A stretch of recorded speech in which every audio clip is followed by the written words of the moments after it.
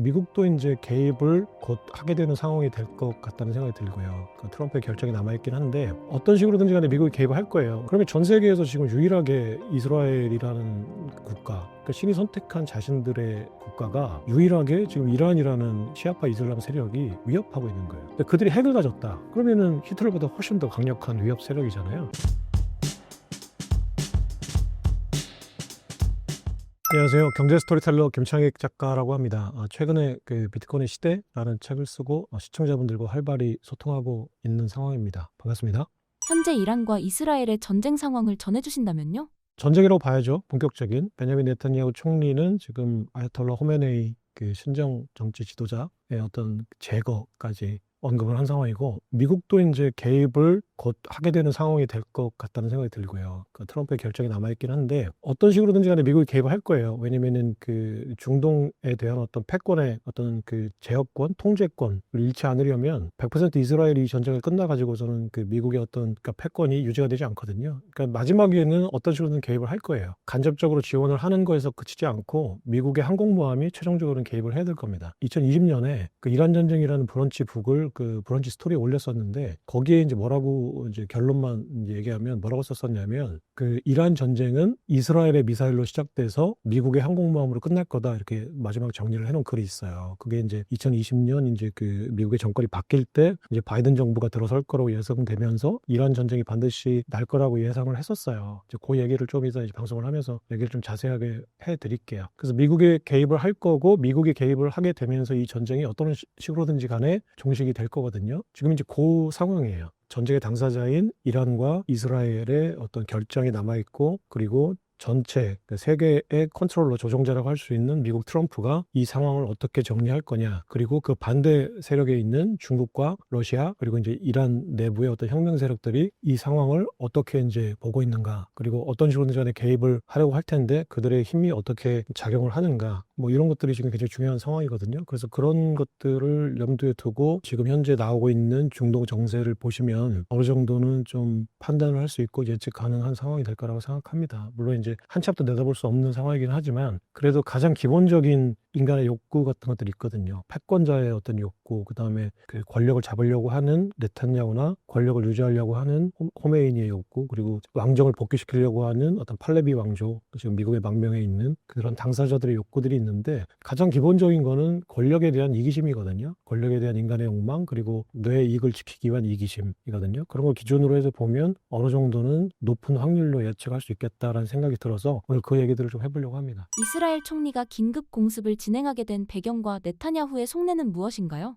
오늘 이제 얘기를 하면서 가장 기본적인 스토리의 그 축이, 원래 중동 정세는 화약고거든요. 그 이제 전 세계 화약고인데 언젠가는 전쟁이 나고 언젠가는 갈등이 생겨요. 그럴 수밖에 없거든요. 서방 세계가 석유라는 자원을 이제 이권을 이제 빼앗아 가기 위한 구조, 그리고 그 자기네들이 이권을 지키기 위한 중동 당사국들의 어떤, 그러니까 종교로서는 순교, 그리고 이제 이런 구도에 있어서는 어떤 피해자, 어떤 의식들이 있어요. 이런 의식들 속에서 어떻게 계속 갈등이 빼앗고 지키려는 과정이잖아요, 중동이라는 게. 그럼 그 과정에서 반드시 갈등은 생기는데 그걸 누군가 포기하지 않는 이상 갈등이 생기죠. 근데 그 갈등이 왜 하필 지금 이 순간에 났나 라는 거예요. 갈등은 언제든지 표출될 수 있는 건데, 그래서 그러면 그런 기준에서 보면 누구의 책임인가, 이번 전쟁이. 일단 그게 좀 관심사고, 이제 그 말씀을 드리려고 해요. 그리고 당사자들은 지금 무엇을 원하기 때문에 이 전쟁이 어떤 식으로 결말이 지어질까라는 걸 한번 예측해 보는 거가 이제 중요할 것 같고요. 아까 말씀드렸던 그 주변에 있는 이해 당사자들, 중국, 러시아, 그리고 팔레비 왕조, 그리고 사우디아라비아,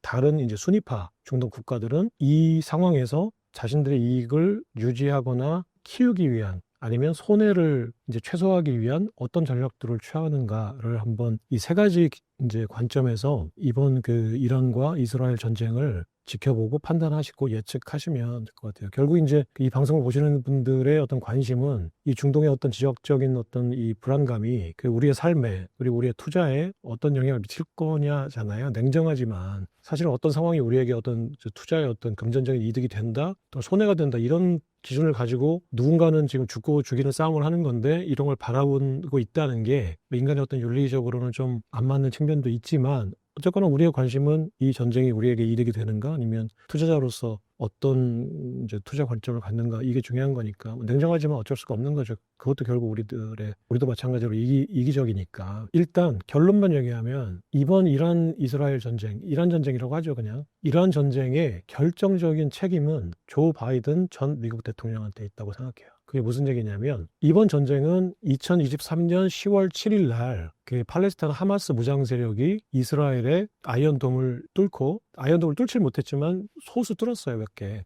그래서 아이언돔을 뚫고 공격을 가한 미사일 공격으로 시작됐죠. 그게 이제 이번 이란 전쟁의 시작이에요. 그러니까 팔레스타인 지역의 무장단체인 하마스는 실질적으로는 이란이 지원해주는 이스라엘을 공격하기 위한, 이스라엘을 제거하기 위한 그 팔레스타인 하마스, 헤즈볼라, 그리고 후티 반군 등이 이란의 지원을 등에 업고 이스라엘과 전쟁하는 위탁자들, 그러니까 대리자들이죠. 프락시라고 하죠. 그 하마스가 공격한 게 왜 2023년 10월 7일 날 하마스가 이스라엘을 공격했을까? 라는 거예요. 당시 바이든 대통령이 2024년 11월에 있는 대선을 앞두고 아브라함 협정이라는 걸 마무리 지려고 했어요. 아브라함 협정이라는 게 뭐냐면 사실은 트럼프 정책이에요. 아브라함 협정은 이스라엘과 사우디아라비아, 네타냐후와 빈살만이 동맹관계, 평화협정을 맺게끔 해서 그 정치적인 어떤 외교적인 어떤 역학관계로 이스라엘의 적대 세력인 이란, 수니파의 적대 세력인 시아파 이란, 이슬람 혁명 세력을 찍어 누르려고 한 병법적인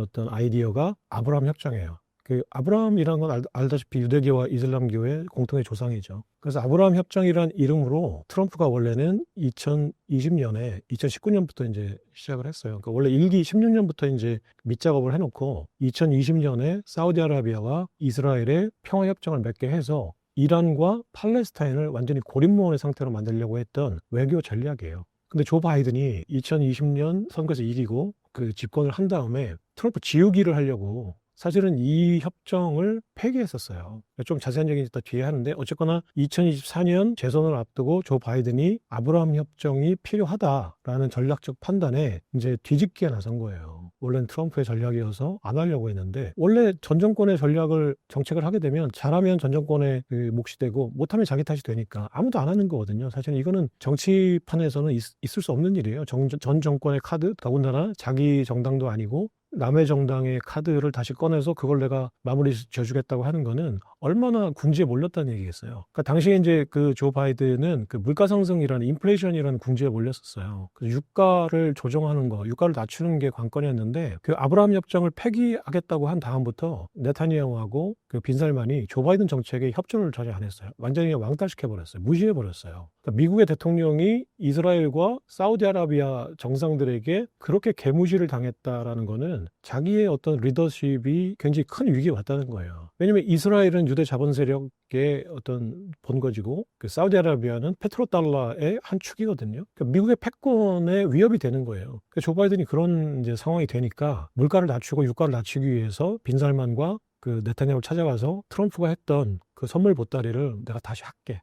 그래서 아브라함 협정에 도장을 찍자라고 한 거예요. 사실은 아브라함 협정에는 그 수니파 다른 국가들은 다 도장을 찍었었어요. 그 이스라엘 도장을 찍었었고 아랍에미리트 연합 차남이라고 할 수 있는 그러니까 사우디아라비아가 장남이고 UAE가 차남이고 이제 이집트, 오만 등등이 쭉 있어요. 근데 이제 6개 국가가 이제 다 도장을 찍었는데 맏형인 이제 최종 세러머니만 남겨두고 있던 거예요. 빈살만의 도장만 찍으면 되는데 빈살만은 그래도 수니파가 맹주니까 좀 그래도 이제 마지막 세레모니를 하고 또 이제 자기 체면이 있으니까 그래도 이슬람 국가로서 어떻게 유대교에 손을 잡느냐 뭐 이런 여론들이 있으니까 좀 뜸을 들였던 거죠. 그래서 이제 그 뜸을 들이는 와중에 이제 정권이 바뀌고 이제 트럼프의 그 정책은 이제 무산 변화했다가 조 바이든이 재선이라는 어떤 전략적인 어떤 정치 이벤트를 앞두고 내가 이거 트럼프 정책을 다시 하지 않으면 할 길이 없다. 그걸 다시 꺼낸 거예요. 도장을 찍겠다. 그래서 이제 네타냐후를 만나고 빈살만을 만나서 제발 내가 니네가 좋아하는 트럼프 선물 보따리 다시 꺼낼 테니까 제발 나 좀 살려줘. 어쩔 수 없이 마지못해 받아들이는 척하면서 이제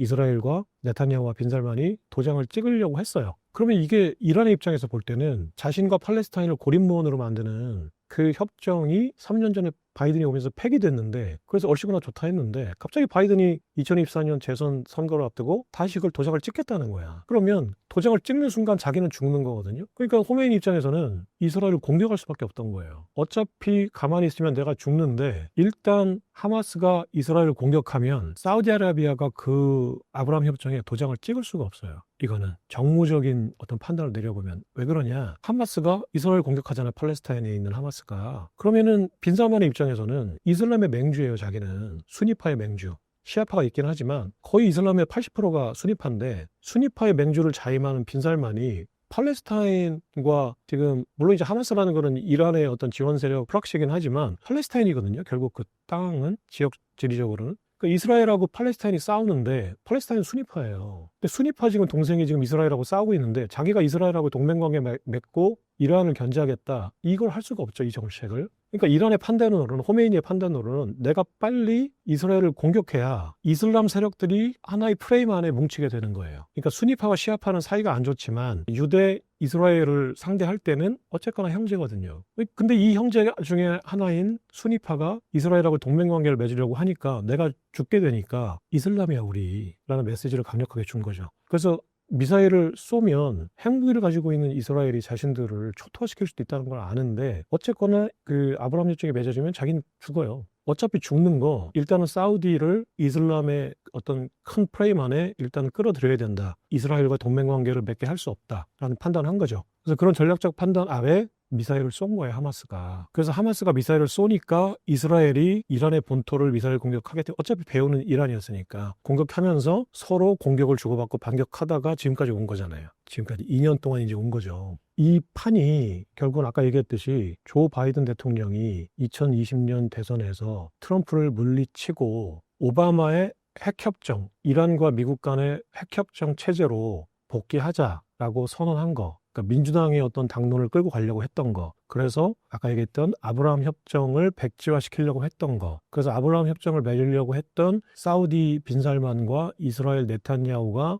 분노했던 거. 고기를 줬다 뺏으니까 분노했던 거. 그래서 미국의 정책, 조 바이든 민주당 정책에 전혀 협조하지 않고 미국을 국제사회에서 패권 국가인 미국을 사우디와 이스라엘이 시진핑과 손잡고 왕따를 시켰었거든요. 그 완전히 바이든은 시진핑하고 네타냐후하고 빈살만 사이에서 완전히 왕따였어요.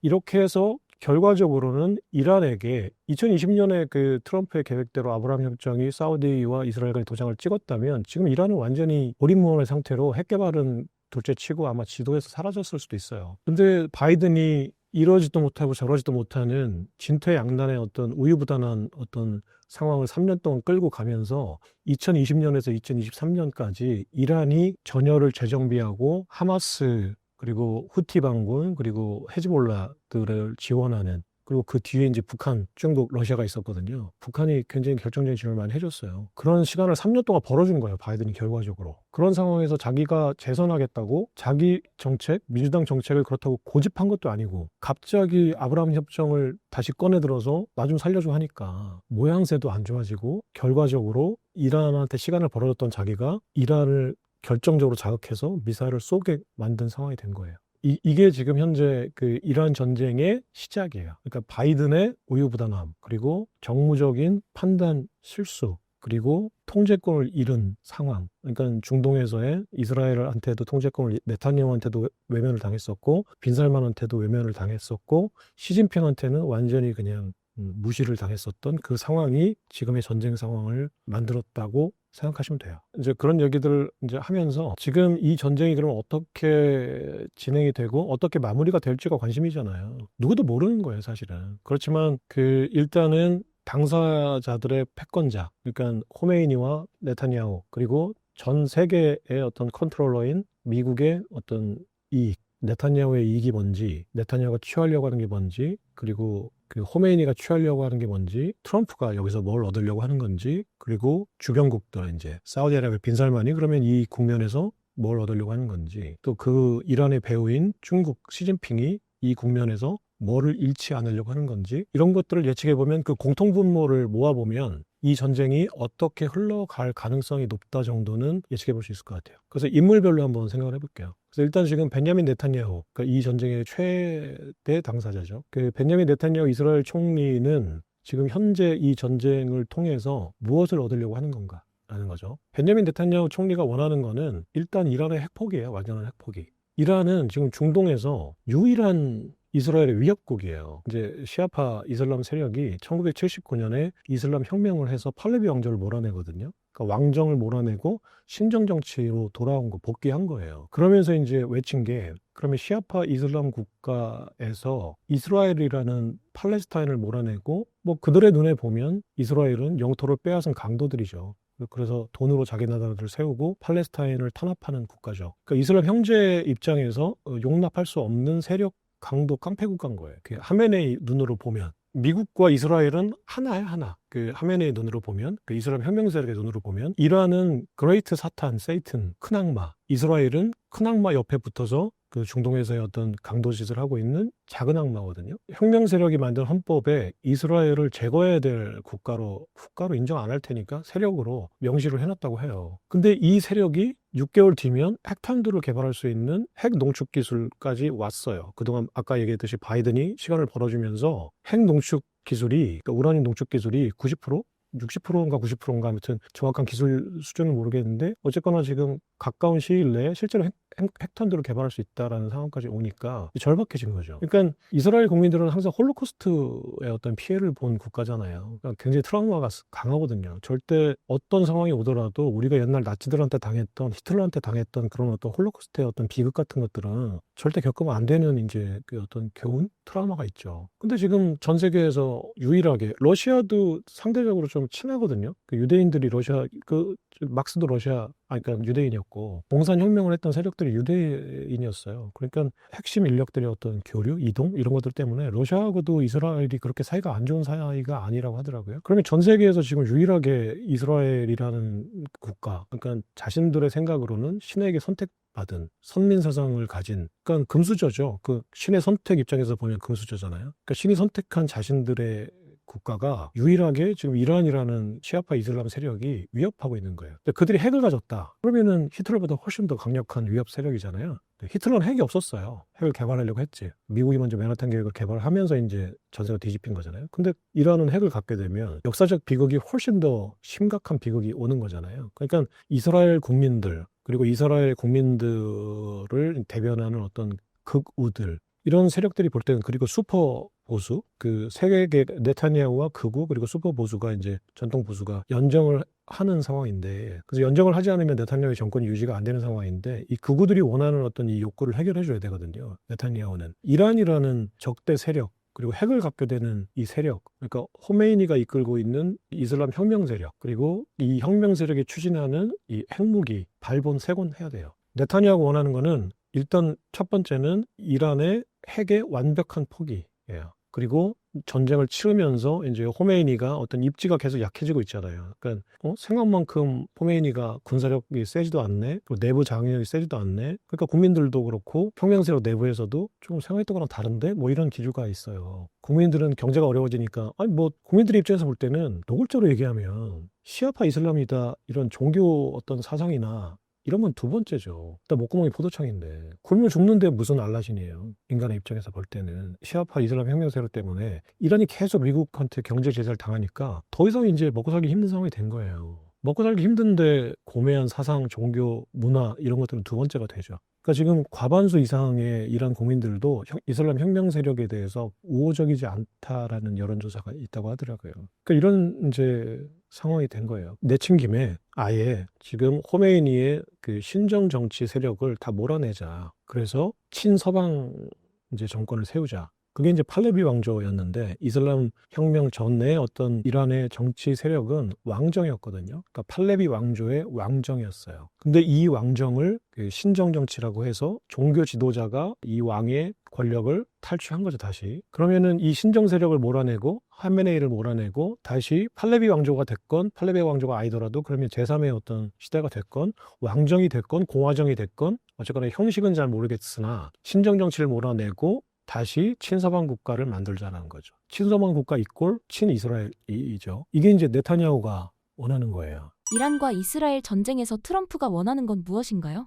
지금 네타냐후가 원하는 것을 관철하는데 가장 큰 이제 요인이 트럼프가 그러면 무엇을 원하는가? 전 세계 패권자니까. 그러면 네타냐후가 원하는 것과 트럼프가 원하는 것 중 공통분모, 일치하는 방향으로 갈 거예요. 다른 것이 있겠죠. 네타냐후는 원하지만 트럼프는 원치 않는 거. 네타냐후도 원하고 트럼프도 원하는 거. 그러면 글로벌 패권자와 지금 중동의 패권을 가지고 있는 이스라엘, 이 동맹국가, 전략적 동맹국가의 원수들이 공통적으로 원하는 게 뭔가, 그리고 다른 점이 뭔가라는 걸 한번 이제 생각을 해보면 이 상황이 결국은 트럼프가 원하는 대로 결론 지어질 가능성이 더 높잖아요. 글로벌 패권 국가니까. 그러면 네타냐후가 원하는 거는 핵의 완전한 포기, 그리고 하메네이의 제거. 근데 트럼프는 핵의 완전한 포기는 원하지만 하메네이를 제거하는 거는 원하지 않아요. 네, 그게 왜 그럴까? 그러면은 일단 무조건 핵의 완전한 포기 는 관철시켜야 된다는 거죠. 하지만 하메네이를 제거할지 말지는 아직은 좀 미지수로 X로 남아있다는 거예요. 어떤 상황에 따라서 이제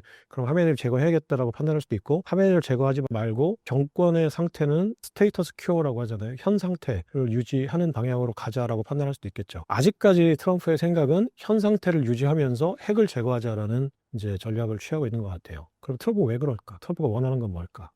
미국이 중동을 바라보는 관점은 크게는 두 가지거든요. 하나는 석유를 많이 쓰는 미국의 입장에서 석유의 안정적인 공급처죠. 사우디아라비아, 이란, 이라크 등등은 중동 호르무즈 해협은. 그 첫 번째는 자신들의 에너지 안보를 위해서 중동의 호르무즈 해협의 항행의 자유라고 해서, 그러니까 쉽게 해서 유조선이 안전하게 드나드는 거. 그러니까 미국의 항공모함이 호르무즈 해협에 드나드는 유조선들이 대한민국 유조선, 일본의 유조선, 그러다 보니 중국의 유조선도 안전하게 드나들 수 있게 레이건호와 니미초 미국의 항공모함이 지켜주는 거죠. 그럼 왜 그 막대한 항공모함 비용을 들여서 얘네는 호르무즈 해협의 안전을 지킬까? 아까 얘기했듯이 첫 번째는 미국의 에너지 안보가 일단 첫 번째 있어요. 자신들의 안보가. 두 번째는 달러 패권이에요. 페트로달러가 뭐냐면 석유를 달러로만 사니까 여기 드나드는 유조선들이 다 결제하는 게 달러로 결제하는 거잖아요. 그러니까 달러의 수요를 만들어주는 펌프예요. 호르무즈 해협은. 호르무즈 해협이 봉쇄되는 순간 기름을 못 사게 되고 석유를 못 사게 되고 그 석유 결제 금액만큼 달러 수요가 줄어들죠. 그럼 당연히 달러 가치는 떨어지는 거거든요. 그러니까 달러의 패권을 지키는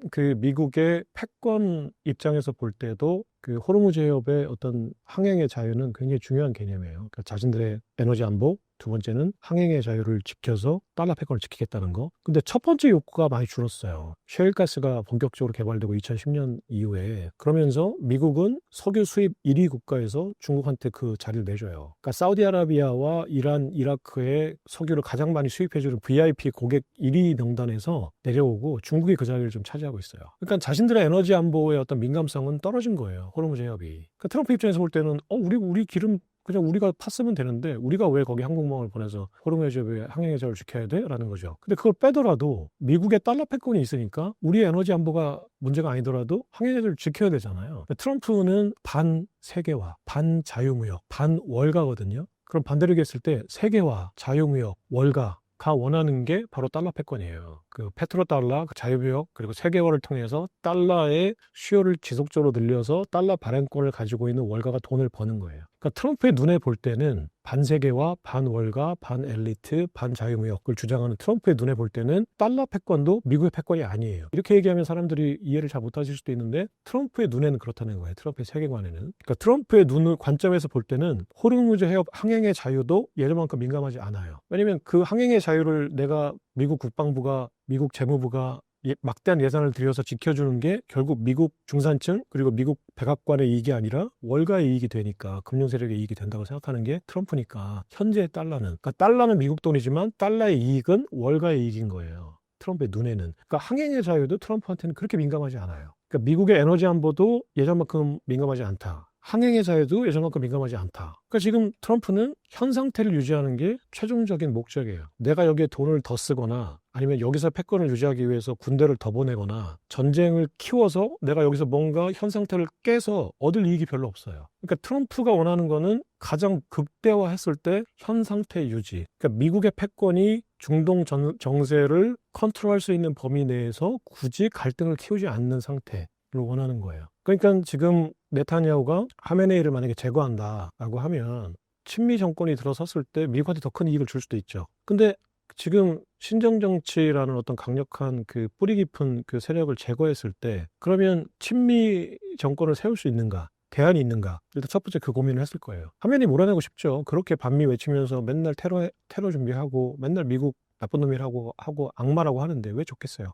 제거하고 싶은데 그럼 그걸 제거했을 때 손익이 뭔가? 화면을 제거하고 옛날처럼 팔레비 왕조를 다시 복권시켰다. 가능한가? 지금 팔레비 왕조의 후손, 그러니까 손자 팔레비 왕이라는 거는 레자 칸이라는 군 장교가 그 러시아한테 지원받았던 당시 이제 그 1920년도 레자 칸이라는 군인이 그러니까 박정희하고 비슷하다게 생각하시면 돼요. 박정희를 염두에 두시고 당시 사우디아라비아의 어떤 군부 쿠데타를 염두에 두시면 되는데 레자 칸이라는 한 군 장교가 당시의 왕정을 이제 몰아내고 언론인과 함께 연합해서 언론인이 어떤 그 아이디어를 줬겠죠. 그 똑똑한 언론인 하나와 그 다음에 굉장히 강력한 카리스마를 가진 레자 칸이라는 군인이 모의해서 당시 왕정을 몰아냈어요. 그리고 이제 레자 칸은 자기랑 연맹했던 그 언론인도 나중에 숙청하고 그리고 자신을 세력으로 인정해줬던 그 왕도 몰아내고 1925년도에 자기가 왕으로 앉아요. 그러면서 이제 했던 게 박정희처럼 사우디의 근대화를 추진한 거예요. 그래서 레자 칸이 이름을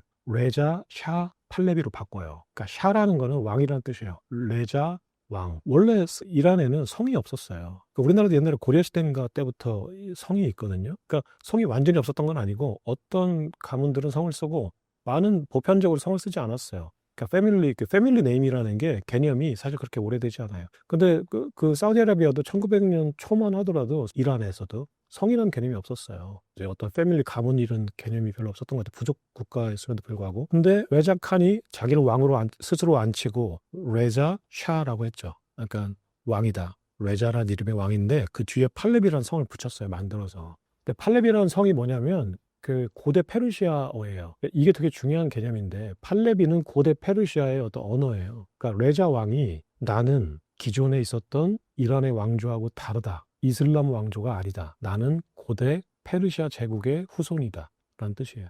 같은 아라비아 반도내에 있지만 이란은 민족적으로도 아랍 민족이 아니거든요. 사우디아라비아가 아랍 민족이고 이란은 아리아인이에요. 그러니까 민족적으로도 달라요. 그리고 여기는 고대 페르시아어를 쓰고 사우디아라비아는 아랍어를 썼죠. 언어적으로도 뿌리가 달라요. 종교도 원래 조로아스터교라고 해서 우리가 알고 있는 그러니까 배화교라고 우리가 번역하잖아요. 불을 숭배한다고. 근데 우리는 사이비 종교를 알고 있지만 사실은 고대 조로아스터교는 전 세계 종교 중에 최초로 윤리를 강조했던 종교예요. 좋은 종교예요. 그러니까 어떤 민족이 어떤 종교를 숭배했을 때는 다 나름대로 이유가 있는 거예요. 문화적인 어떤 상대성을 생각해서 보면 조로아스터교는 우리가 그 헐리우드 영화에서 맨날 흑인 믹스축구 그 선수가 뭐 자기 캐비넷 안에 뭐 이상한 거 넣어놓고 뭐 배화교 숭배하니까 자꾸 이미지가 이상해졌는데 페르시아 민족들이 믿었던 종교 배화교는 윤리, 인간이 윤리적으로 살아야 된다라는 종교예요. 좋은 종교인데 그 종교를 그 7세기 때 이제 무함마드가 예언자가 이제 이슬람교를 세우면서 그 세력들이 이제 이란까지 지배하게 되면서 이제 이슬람교가 된 거예요. 그러니까 이제 이슬람교 세력이 싫고 기존에 있었던 왕의 정통 세력이 싫죠. 쿠데타를 했으니까. 그럼 기존의 세력들을 다 부정해야 되거든요. 쿠데타 세력은. 왜냐면 기존의 세력을 정통성을 인정하면 자기가 쿠데타 세력이라는 걸 인정하는 거잖아요. 그러니까 자기가 정통성을 얻으려면 기존의 정통성을 다 부인해야 돼요. 그러니까 기존에 있었던 이슬람 왕정도 부인하고 기존에 있었던 이슬람 종교도 부인하는 게 팔레비 왕조예요. 그러면서 이제 박정희처럼 근대화를 추진하는 거죠. 왜냐하면 국민들의 지지를 얻어야 되거든요. 그러니까 박정희도 쿠데타를 통해서 정권을 장악했으니까 자신 정부가 정통성을 얻고 국민의 지지를 얻으려면 쉽게 얘기해서 국간의 쌀을 채워줘야 되는 거예요. 그러니까 이제 근대화를 추진한 거예요. 팔레비 왕조가. 이 팔레비 왕조가 근대화를 추진하면서 불가피하게 서방 세력들과 연맹을 할 수밖에 없었죠. 협조를 전략적으로. 서방 세력의 제도, 서방 세력의 문물, 서방 세력의 자본을 끌어들여야 되니까. 그러면서 이제 그 시아파 이슬람 그 세력들이 자신들의 정통성이 없어지니까 그걸 명분으로 이제 했던 게 이제 이슬람 혁명이에요. 이슬람 혁명으로 시아파 그 신정 정치가 다시 정권을 잡게 되면서 왕정이 무너졌던 거거든요. 그러니까 지금 이제 하메네의 신정 정치를 몰아내면 첫 번째 대안은 그게 이제 아까 얘기했지만 레자 샤 팔레비가 이제 처음 이제 팔레비 왕조를 만든 거고요. 무함마드 레자 샤 팔레비가 그 아들이었고 그게 무함마드 샤 시절에 이슬람 혁명으로 이제 무너졌죠. 그래서 망명을 한 거예요. 전 세계 떠돌아다녔어요. 근데 그 아들인 레자 샤 다시 할아버지 이름을 딴 레자 팔레비가 지금 미국에 살아요. 왕의 피가 블러드가 지금 미국에 있는 거예요. 그러면은 지금 현재 그 시아파 이슬람 신정 정치를 몰아내려고 하는 이스라엘 그 네타냐후의 눈과 그리고 대안으로 한번 검토해 보려고 하는 트럼프의 지금 NSC 그 국가안보회의에서 대안을 검토했을 거예요. 야, 레자샤를 지금 팔레비를 몰아내고 안 치면 친정 국가가 생길 수 있는 거야? 라고 보면 아니라고 판단하고 있어요. 왜냐면 일단 지금 현재 그런 공작을 하기에는 예전에 이제 모사데그라는 그 총리가 반서방 그 총리가 이제 그 민주주의적인 투표를 통해서 1950년에 총리가 됐어요. 팔레비 왕조 하에서. 근데 그 총리가 이제 팔레비 왕조를 무시하고 반서방적인 정책들을 막 펴니까 CIA하고 당시에는 영국이 그 이란의 석유를 장악했었거든요. 그 BP 브리티시 페트롤리움이. 그러니까 그 공작을 했어요. MI6하고 CIA가 공작을 해서 그 모사데그 총리가 친러시아계 공산주의자다. 사실은 반공산주의자였거든요. 근데 CIA하고 MI6가 이 이스라엘 내의 어떤 세력들과 언론들을 장악하고 이제 돈으로 매수해서 여론을 퍼뜨려요. 모사데그 총리는 공산주의자야, 레드야. 그러니까 위험해, 몰아내야 돼. 그래서 이제 그런 여론이 퍼지고 국민들이 여론이 커지니까 그때 이제 팔레비가 나가. 그래서 이제 모사데그 총리도 쫓아냈던 거거든요. 근데 그런 지금 공작을 펼치기에는 이스라엘 혁명 세력의 장악력이 아직은 너무 크죠. 그러니까 미국이 실제로 미국과 이스라엘 모사드와 CIA가 그런 공작을 펼칠 어떤 토대가 없어요, 일단은. 그리고 어쨌거나 지금 이란의 국민들은 시아파 그 이슬람이거든요. 그러니까 예전에 이제 그런 것들을 전면 부정했던 정통 이슬람교를 부정했던 팔레비 왕조의 어떤 정책들에 대한 반감이 아직 남아 있어요. 그리고 이슬람 혁명 이후에 이제 미국이 경제 제재를 계속 가하잖아요. 그러니까 반미 감정이 남아 있죠. 그러니까 팔레비 왕조를 복권해서 하메네이를 몰아내는 이 카드는 그렇게 좋은 전략은 아니다라고 판단하고 있는 거예요. 미국은. 그러면 트럼프가 그러면 원하는 다음 카드는 뭘까? 일단은 그러니까 핵은 무조건 포기하게 하겠다. 그러니까 지금 그 네타냐후 일치하니까 어떤 식으로든 핵은 포기해야 되잖아요. 못 견딜 거예요, 하메네이가. 핵을 포기하지 않고는. 근데 그러면 하메네이를 몰아내야 되는 거냐? 아니면 하메네이의 정권을 유지시켜주고 핵을 포기하게 할 거냐라는 거예요. 이게 이제 마지막 남아있는 선택지예요. 근데 여기서 중요한 거는 하메네이의 입장이에요, 이제. 그렇잖아요. 미국이 원하는 거는 지금 고민하고 있어요. 네타냐후가 원하는 대로 하메네이를 제거하고 핵을 포기하게 할 거냐? 하메네이의 정권을 유지시켜주면서 핵을 포기하는 상태로 갈 거냐인데 지금 트럼프는 하메네이를 제거하면 혼란이 가중되고 중동 정세가 불안해지니까 아까 얘기했듯이 지금 트럼프는 굳이 중동에서 어떤 불안감을 키우고 갈등을 고조시킬 필요가 없거든요. 굳이 현 상태를 유지하면서 이 국면을 이제 처리하는 게 트럼프의 관건인데 그러면 하메네이가 그러면 트럼프가 원하는 대로 할 거냐 이제 네타냐후가 원하는 대로 해줄 거냐 이게 지금 문제잖아요. 하메네이가 그럼 뭘 원하는 거냐라는 게 남아있죠. 물론 이제 힘을 가지고 있는 미국의 어떤 욕구대로 이제 큰 흐름은 가겠지만 그거를 실현시키는 과정에서 하메네이의 어떤 저항이 어느 정도 될 거냐. 이제 이게 이제 트럼프의 어떤 판단 기준이 될 거예요. 그렇다면 하메네이가 원하는 것은 무엇인가요? 하메네이는 뭘 원하는가? 종교 지도자죠. 이슬람 종교 지도자. 이슬람 근본주의를 유지시키는 게 그 어떤 종교 지도자로서 하메네이 명분이에요.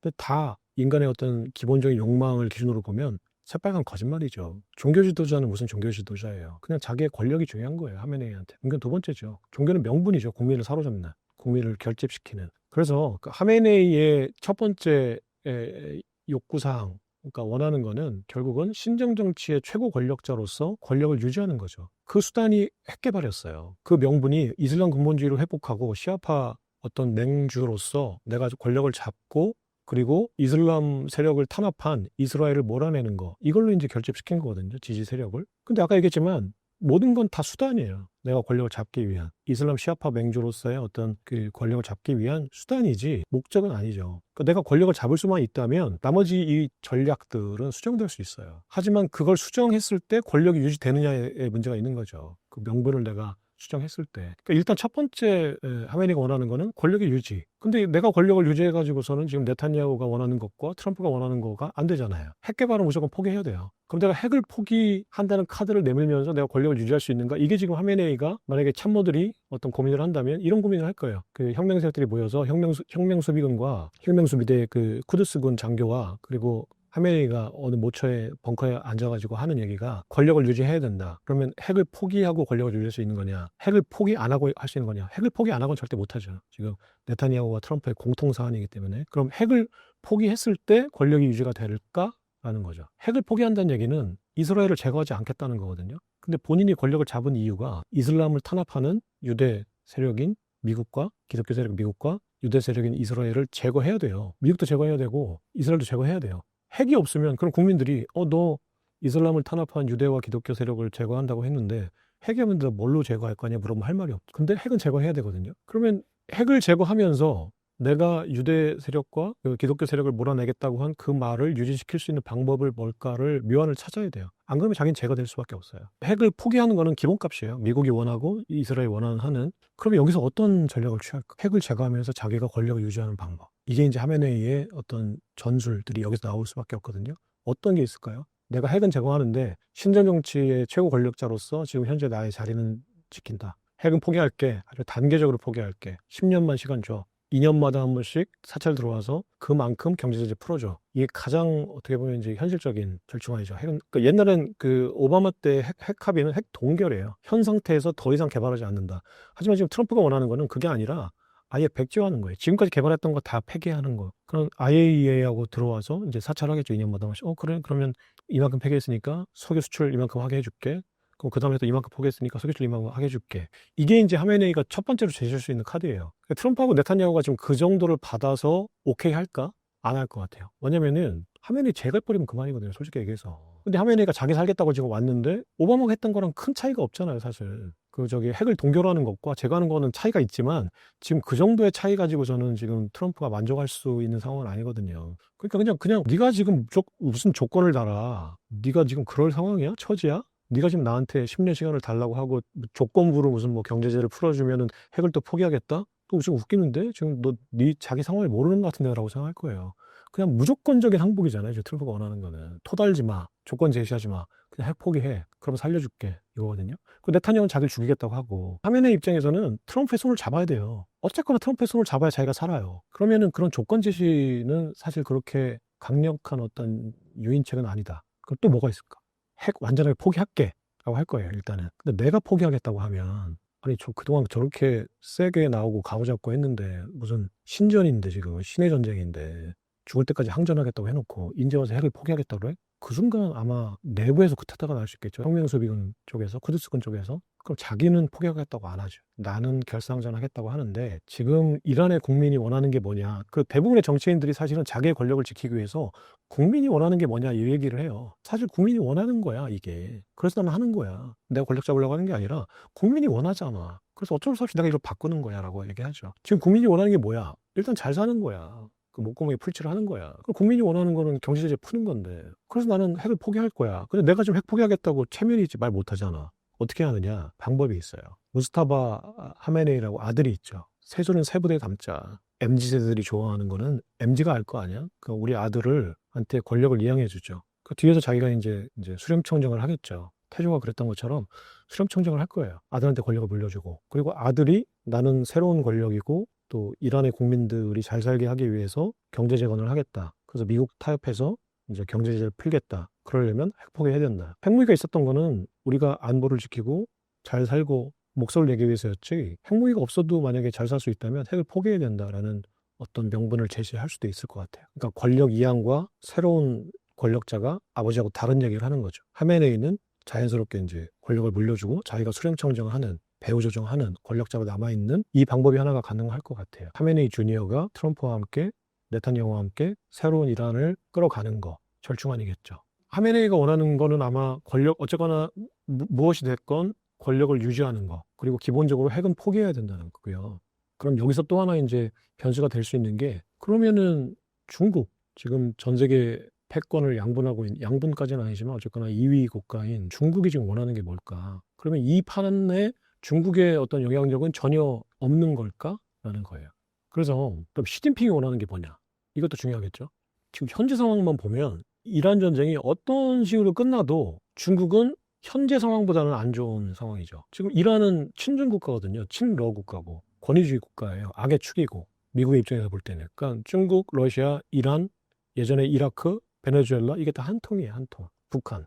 한 통인데 그 중국은 그럼 지금 이란이 어쩌거나 핵을 포기하고 아니면 하메네이 지금 친중 정부가 지금 사라지고 어떤 식으로든지 간에 이 전쟁이 끝나면 현 상태보다는 중국 입장에서는 안 좋은 상황이 되는 거예요. 중동 정세가 자기 그들의 어떤 지정학적 입지에. 그러면 그 시진핑의 전략은 이익을 극대화하는 게 아니라 손해를 최소화하는 손절 전략으로 갈 수밖에 없잖아요. 중국의 어떤 입지를 최대한 현 상태를 유지하는 게 이제 최고 목표가 되겠죠. 그럼 중국이 지금 중동에 갖고 있는 영향력은 뭔가? 시진핑이 갖고 있는 중동에서 영향력. 시진핑이 갖고 있는 중동에서 영향력은 이란이라는 시아파 친중 세력이 현재 있는 거가 중국한테 좋은 거죠. 그리고 빈살만이 이제 최고의 석유 고객인 VIP인 미국이 공백 상황에서 미국이 옛날만큼 사우디아라비아에 석유를 사주지 않는 상황에서 석유를 하루에 1,000만 배럴 사주는 그 1,000만 배럴을 다 사우디에 사는 건 아니지만 그 중국이 하루에 1,000만 배럴을 사거든요. 이 1,000만 배럴이 어느 정도인지 아세요 혹시? 석유 1,000만 배럴이라는 게 어느 정도인가? 전 세계가 하루에 석유를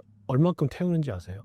하루에 1억 배럴의 석유를 전 세계가 태워요. 에너지로. 1억 배럴 곱하기 70달러 하면은 나오죠. 달러로 얼마를 환전해야 되나 사람들이. 이게 지금 달러 패권이에요. 1억 배럴 곱하기 1억이 08개, 70달러, 09개잖아요.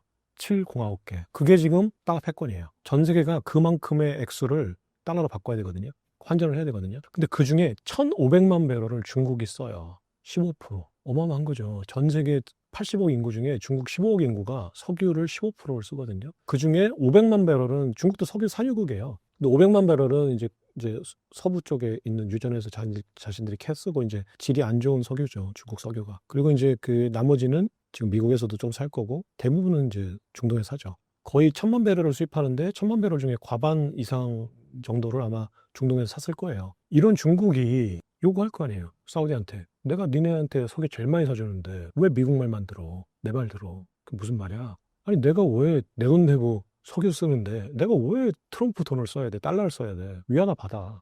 핀사람 입장에서도 지금 1등 고객이 VIP가 와서 자기네 쇼핑하는데 결제 카드를 왜 니네는 왜 현대백화점 카드만 쓰게 해? 비자 카드 쓸 수 있게 해줘. 그렇게 얘기하는 거잖아요. 비자 카드 당연히 받아야죠. 팔려면, 물건 팔려면. 인살만의 입장에서는 시진핑이 위안화 결제를 자꾸 요구하면 그걸 들어줄 수밖에 없는 상황까지 온 거예요, 지금. 그리고 이란은 원래 이슬람 혁명부터 친중국 가거든요. 그러니까 아까 그럼 다시 이제 돌아가서 아브라함 협정이 뭐였나 돌아가 볼게요. 아브라함 트럼프가 2016년 대선에서 이기고 2017년 1월 달에 집권한 다음부터 줄기차게 추진했던 게 아브라함 협정이에요. 그리고 4년 동안 밑작업을 해놓고 2019년부터 이제 그 아브라함 협정을 맺기 시작했어요. 중동 순위파 국가들이. 그러니까 아브라함 협정은 아까 얘기했듯이 이스라엘과 사우디아라비아를 동맹 관계로 엮어서 공동의 적인 이란을 고립시키는 작전이에요. 근데 이 작전을 처음 나왔을 때 서방 세계는 다 비웃었어요. 어떻게 유대 국가인 이스라엘과 이슬람 국가인 사우디아라비아를 동맹 관계로 묶냐. 이건 호랑이하고 사자를 하늘 위에 넣고선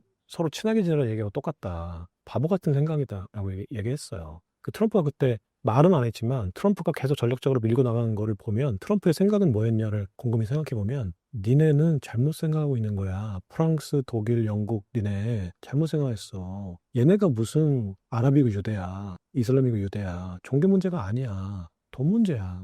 권력 문제고 돈 문제야. 무슨 종교, 종파가 어떻고 그 종파 떠들고 뭐 사상 떠들고 철학 떠들고 하는 거 다 결국 알고 보면 돈 문제야. 돈 주면 다 해. 그래서 네타냐후를 구워 삶고 빈살만을 구워 삶기 위해서 당근과 채찍을 쓰거든요. 2017년에 트럼프가 제일 먼저 집권하자마자 제일 먼저 했던 게 그 이스라엘에 있는 미국 대사관을 텔아비브에서 예루살렘으로 옮겼어요. 지금 이스라엘 수도는 예루살렘인데 그 서방 세계 전 세계 모든 국가의 대사관이 텔아비브에 있어요. 왜냐면 가자지구 영토 분쟁을 하고 있는 팔레스타인을 자극하지 않기 위해서거든요. 그러니까 그 영토가 딱 접경에 있는 예루살렘의 대사관을 둔다는 얘기는 팔레스타인한테 이스라엘 편을 들어주겠다고 선언을 하는 거나 다름이 없으니까 팔레스타인 이슬람을 순위파 이슬람 세력을 자극하지 않으려면 예루살렘을 성지로 놔두고 텔아비브에서 이제 모든 행정을 본 거죠. 대사관 행정을. 근데 트럼프는 쿠시너 사위가 유대인이고 머서라는 그 후원자가 있었거든요. 유대인 후원자가. 그 후원자들이 그 만찬을 하면서 계속 트럼프한테 욕을 했어요. 그 대사관 옮겨달라. 그게 네타냐후를 트럼프의 편으로 만드는 방법이다. 바로 예루살렘으로 옮겨요. 엄청난 반발이 있었어요. 미국 내에서도 반발했었고 심지어는 서방 세계에서 엄청나게 반발했었고 그냥 아랑곳하지 않고 옮겨요. 네타냐후가 완전히 그냥 트럼프 형님 하죠. 이제 우파들한테 얼마나 좋아요. 명분이. 미국이 전 세계 패권 1인자가 예루살렘 인정했다. 이스라엘 국가로 인정하고 수도를 인정했다라는 거죠. 그래서 완전히 그냥 그다음부터 네타냐후를 그냥 형님 하는 거예요. 트럼프한테. 빈살만을 구워 삶아야 되잖아요. 빈살만한테는 카쇼크지라는 그 워싱턴 포스트 칼럼니스트 토막 살인 사건이 있었거든요. 그 트럼프 일기 때. 그 카쇼크지가 누구냐면 사우디아라비아의 와하브 가문의 후손이에요. 와하브 가문의 후손이 빈살만이 정권을 잡은 다음부터 쿠데타로 정권을 잡았잖아요. 형제들을 다 이제 죽이거나 물리치고 감금해서 정권 잡은 다음부터 와하브 가문들이 탄압을 받아요. 와하브 가문이 탄압받는 이 후손 중에 그 카슈크지, 자말 카슈크지라는 사람이 미국으로 망명해서 워싱턴 포스트에 빈살만을 비판하는 칼럼을 많이 썼어요. 그러니까 빈살만이 이 카슈크지가 이제 튀르키예 미국 대사관에 이혼 서류를 이제 내러 들어갔을 때 자기 정보 요원들을 보내서 차근차근 썰어버려요. 죽였어요. 살인했죠. 이게 이제 CIA하고 이제 미국 서방 세계 판단이에요. 카슈크지가 들어가는 거는 그 CCTV에 찍혔는데 나오는 게 없어요. 나오는 장면이. 카슈크지는 실종됐고. 그러면 아직까지 대사관 안에 있는 거잖아요. 만약에 살해당하지 않았으면 대사관에서 어딘가에 살고 있는 거죠. 근데 이제 그 카슈크지가 들어간 날 그 사우디아라비아의 어떤 정보 요원들로 보이는 맨인블랙 요원들이 한 6명이 큰 가방 하나씩 들고 나와요. 그게 이제 썰어서 6등분 해가지고 이제 갖고 나온 거예요.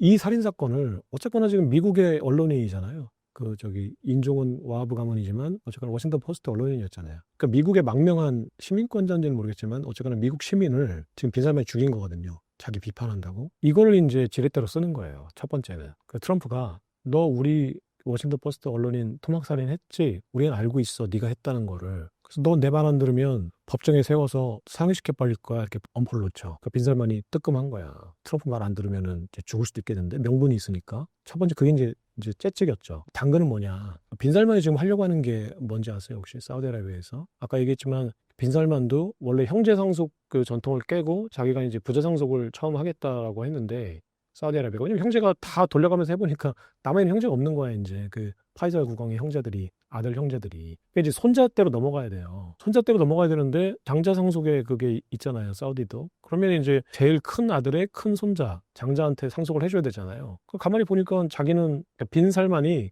살만의 아들이란 뜻이거든요. 그러니까 무함마드 빈 살만이 살만의 아들인 무함마드라는 뜻이에요. 근데 우리는 그냥 편의상 빈 살만이라고 부르잖아요. 그러니까 빈 살만이 아버지가 살만인데 자기가 이 상속 1위가 아니야. 왕의 상속 1위가 아니야. 자기는 왕을 하고 싶어. 그러니까 형제들을 전부 다 호텔로 힐튼 호텔인가로 불러요. 그래서 전부 다 그 못질 해놓고 자 지금 하나씩 나와서 각서 써. 자 재산을 나한테 바치고 그 권력을 탐하지 않겠다는 각서를 쓰면은 이제 살아서 나가는 거고. 근데 그걸 부정하면 거기서 이제 죽이는 거죠. 그래서 모든 형제들한테 이제 각서를 받고 자기가 이제 왕위 계승자가 돼서 왕세자가 돼요. 이게 이제 빈살만이거든요. 그러니까 빈살만이 그러면 아까 얘기했듯이 쿠데타로 정권을 잡았으니까 기존에 있었던 그 정통 세력들의 모든 걸 다 부정해야 돼요. 그래서 사우디아라비아에서 빈살만이 하려고 했던 게 와하비즘이라는 우리나라로 따지면 단군 신앙을 부정했어요. 그러니까 사우디아라비아의 어떤 정통성을 유지해왔던 세력은 사우드 가문의 정치 세력이 있었고 와하브 가문의 종교 세력이 있었어요. 그러니까 사상적인 세력. 이란은 신정 일치잖아요, 지금. 그러니까 시아파의 어떤 지도자인 하메네이가 정치 권력까지 잡고 있는 거잖아요. 사우디아라비아는 신정 분리예요.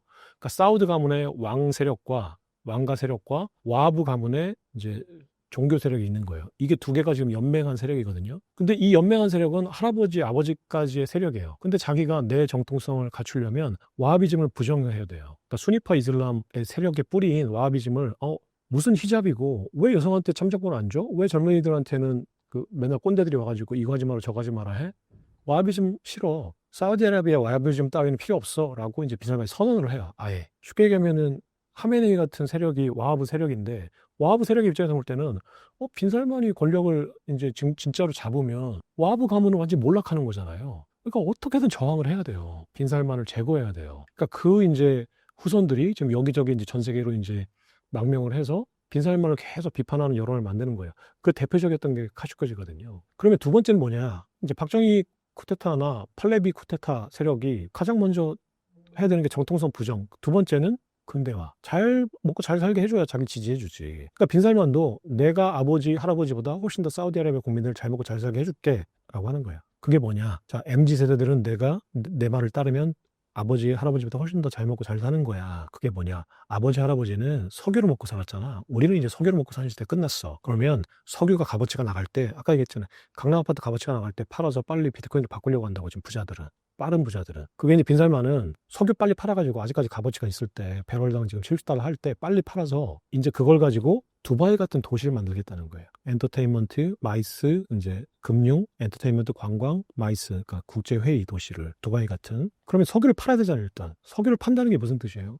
그 석유를 어떻게 팔아요? 어떤 자본가한테 사우디아라비아 석유 다 사세요 하면 사고 싶을 거 아니에요. 이제 조금 싸게 주면 어떻게 살 수 있을까? 지금 현재 사우디아라비아 석유 전체 다 얼마니까 얼마에 사세요 뭐 할 거 아니에요. 가장 기본적으로는 일단 그 방법이 있을 거고 그냥 원시적인 방법이죠. 지금 우리나라 석유 지금 매장량 얼마라고 네가 와서 한번 조사해봐. 그래서 예를 들어 매장이 1억 배럴이다.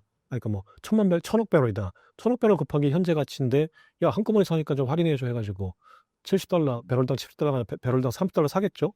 이런 게 이런 식으로 팔 수 있는 방법이 하나 있죠. 근데 이제 자본주의에서 근대화된 방법, 현대화된 방법, 주식을 파는 거거든요. 사실은 아람코가 그 사우디 국영 석유 회사가 사우디 석유를 100% 가지고 있으니까 이 아람코를 상장하는 거예요. IPO 하는 거죠. 그래서 그 당시에 그 빈살만이 그 아람코를 이제 미국 뉴욕 증시나 홍콩 증시나 상하이 증시나 아니면 두바이 증시 이런 쪽에 전 세계 어떤 금융 허브에서 상장을 추진했어요. 근데 이거를 미국이 좋아할까요? 왜냐면 페트로달러 시스템이니까 아직까지는 석유를 사우디가 판다는 거는 페트로달러 시스템이 무너지는 거예요. 그 석유를 가진 놈이 미국의 편에 서서 해줄 어떤 보장이 없으니까 미국이 엄청 방해 공작을 했죠. 월가가. 그래서 아람코에서 책정했던 그 아람코 주식의 가치를 엄청나게 평가절하를 해요. 보고서에서. 그 월가 보고서, 그러니까 JP모건 등등에서 나오는 월가 보고서를 쭉 보면은 2조 달러인가 2천조 달러인가 아무튼 그 초기 IPO 물량을 2조 달러로 평가를 하거든요. 근데 그거를 그 다음부터 나오는 그 월가의 보고서들을 보면 1조 달러도 안 돼요. 2조 달러 너 뻥치지 마. 이거 1조 달러도 안 되는 거야. 그러니까 이제 IPO 할 때 가격이 이제 계속 다운되는 거야. 그리고 그 뉴욕 증시에서 그걸 계속 견제를 해요. 못하게. 그래서 결국은 이제 빈살만이 뉴욕 증시 상장을 포기하고 홍콩 증시 상장을 추진해요.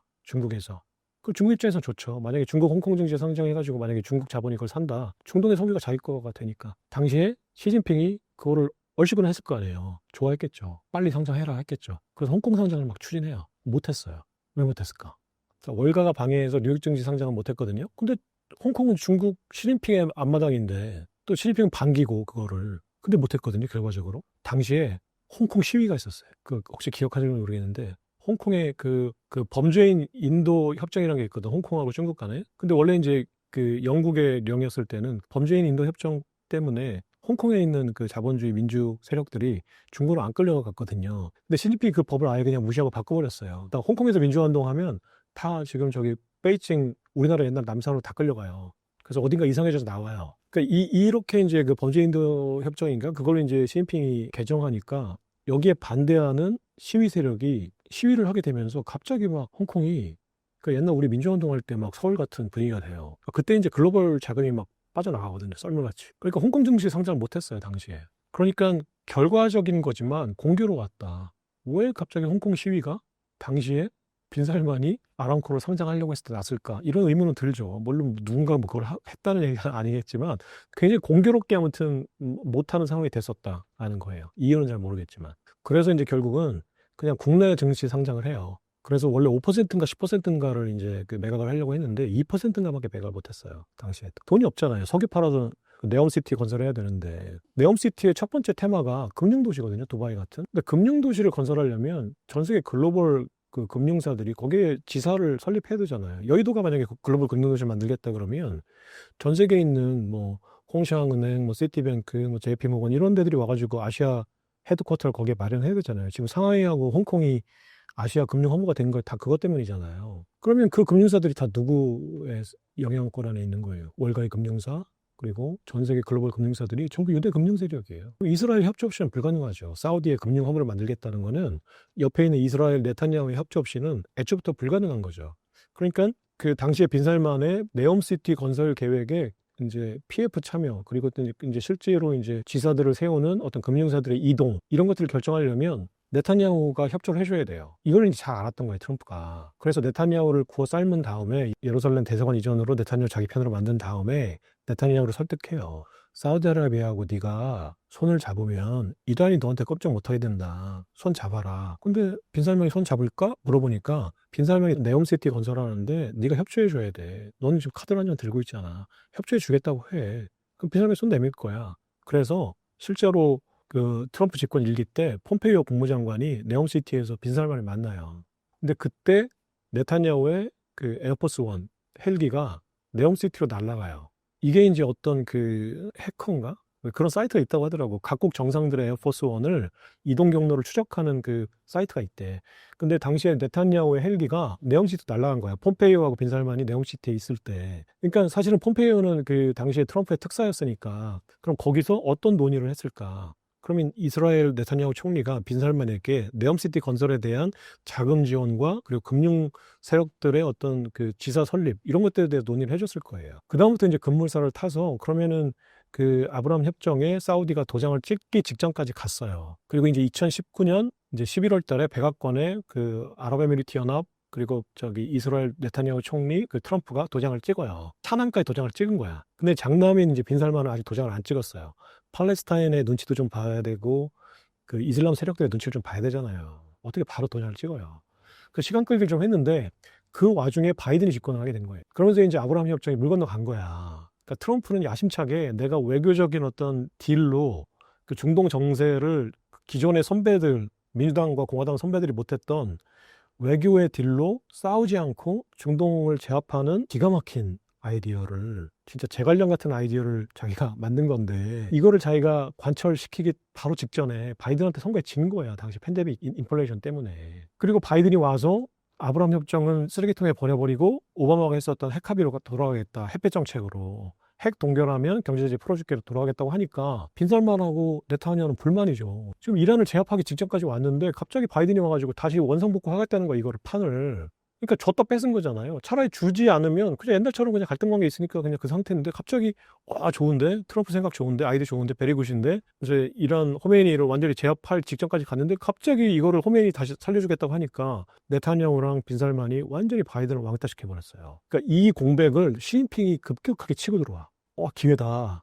바이든이 똥볼 차고 있을 때 내가 들어가야 된다. 그래서 시진핑이 빈살만한테 석유 우리가 많이 사주잖아. 위안화 결제해. 알았지? 그러면 내가 지원해줄게. 호메이니한테도 지금 너 만약에 지금 트럼프가 다시 집권하거나 바이든이 정신 차려가지고 아브라함 협정 맺으면 너 완전히 그냥 그 고립몰의 상태가 되는 거야. 너 완전 죽어. 어떡할래? 내 말 들어. 그러니까 이란이 형님 어떻게 할까요? 그러니까 원래 사우디하고 이스라엘하고 묶어서 이란을 제압하는 건데 사우디하고 이란하고 묶어서 이스라엘을 제압하는 반대 전략을 시진핑이 해요.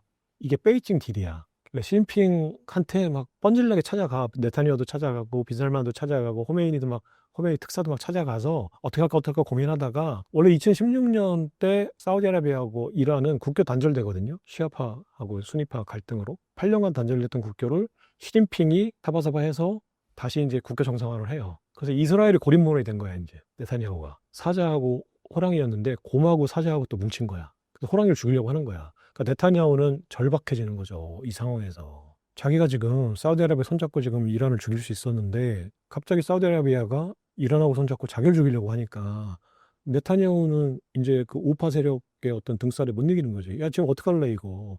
쟤 이제 지금 핵 개발하고 하면 우리 죽일 텐데. 칼날이 목전까지 들어왔는데. 그러니까 네타냐후는 이 판을 어떻게든 정리해야 되는 상황이 된 거예요. 그럼 이게 이제 그러면 중국이 원하는 건 뭘까? 아까 계속 얘기했듯이 시진핑이 원하는 건 뭘까? 이 상황을 손절하는 거거든요. 자기가 이득이 됐던 이 상황을 지금 미국, 지금 이스라엘이 깨려고 하니까, 지금 전쟁으로 깨려고 하니까 어떻게든 손해를 줄이는 거죠. 그럼 중국이 지금 할 수 있는 건 뭘까? 손해를 최소화하는 방법.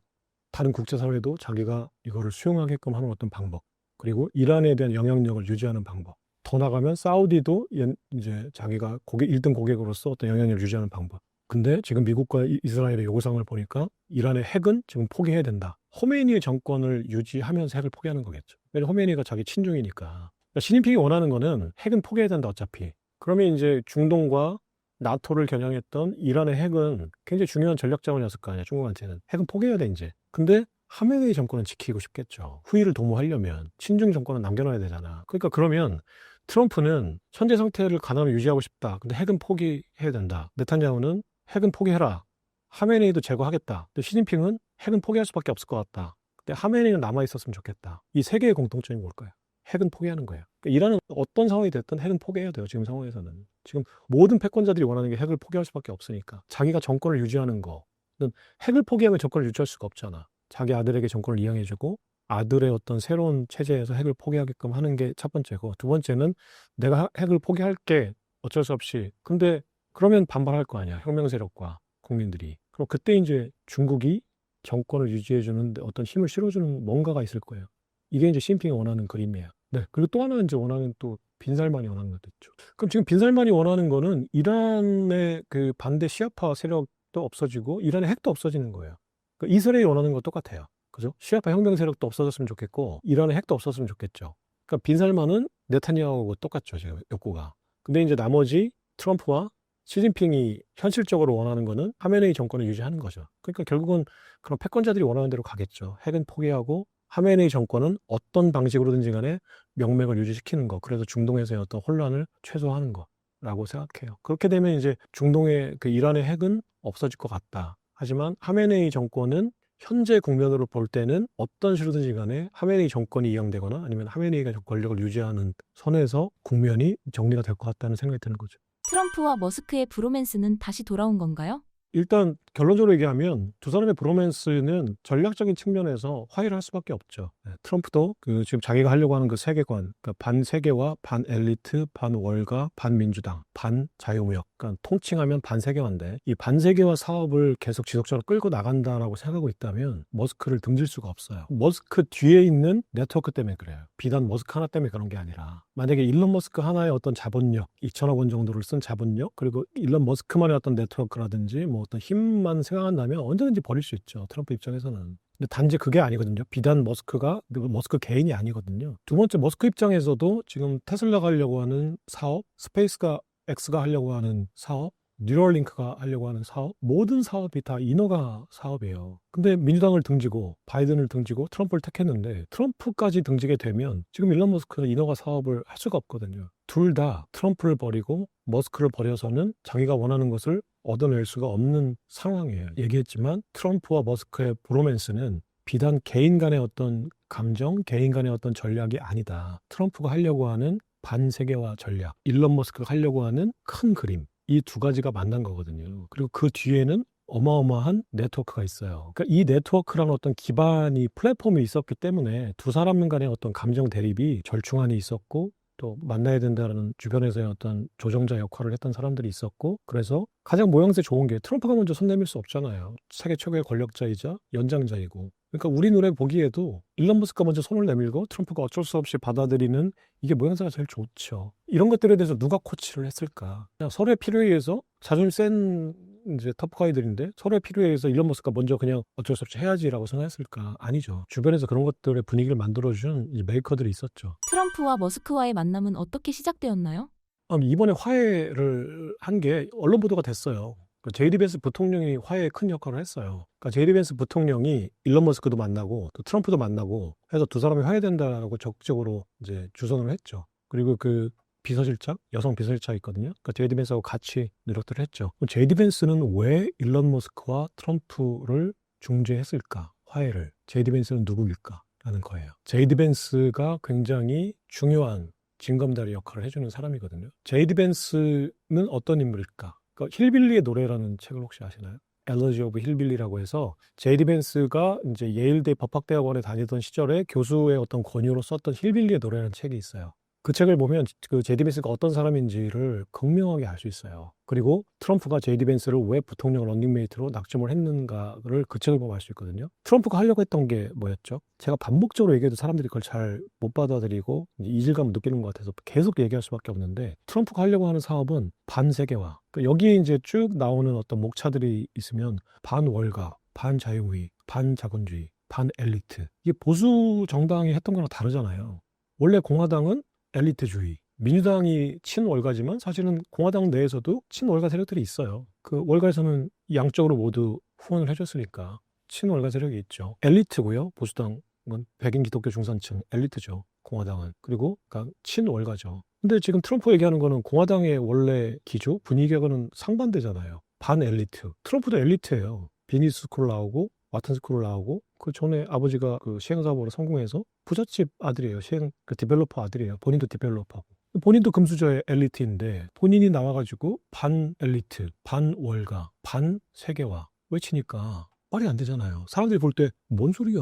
너는 금수저다 부잣집 아들에다가 그 아이비리그 나와서 지금 대통령까지 하고 있는데 네가 무슨 우리 서민들의 애환을 어떻게 알아? 라고 생각할 거 아니에요. 그럼 이거를 보완해주는 세탁해주는 런닝메이트가 필요했던 거예요. 트럼프한테는. 그럴 때 그 런닝메이트로 가장 적합한 인물이 제이디 벤스라는 사실을 피터 틸 팔란티어 페이팔 설립자가 트럼프에게 알려준 거예요. 발굴해서. 그러니까 피터 틸이 진짜 무서운 사람이거든요. 그 제이디 벤스가 트럼프를 처음 만난 게 2021년 3월이에요. 2021년 3월에 이제 그 공화당 상원의원 경선, 당내 경선을 앞두고 제이디 벤스의 손을 딱 잡고 움켜쥐고 피터 틸이 마로라고 리조트로 찾아가요. 제이디 벤스는 싫었을 거예요. 트럼프 만날 때 당시에. 왜 그랬냐면 제이디 벤스가 2016년에 같은 공화당 소속의 트럼프 대통령 후보를 히틀러라고 했어요. 미국의 히틀러다. 또라이다. 정신병자다. 파쇼다. 그렇게 비판하던 사람이 2021년 상원의원 당내 경선을 앞두고 트럼프가 필요했던 거예요. 제이디 벤스가. 그러니까 제이디 벤스도 야심가예요. 신념가가 아니에요.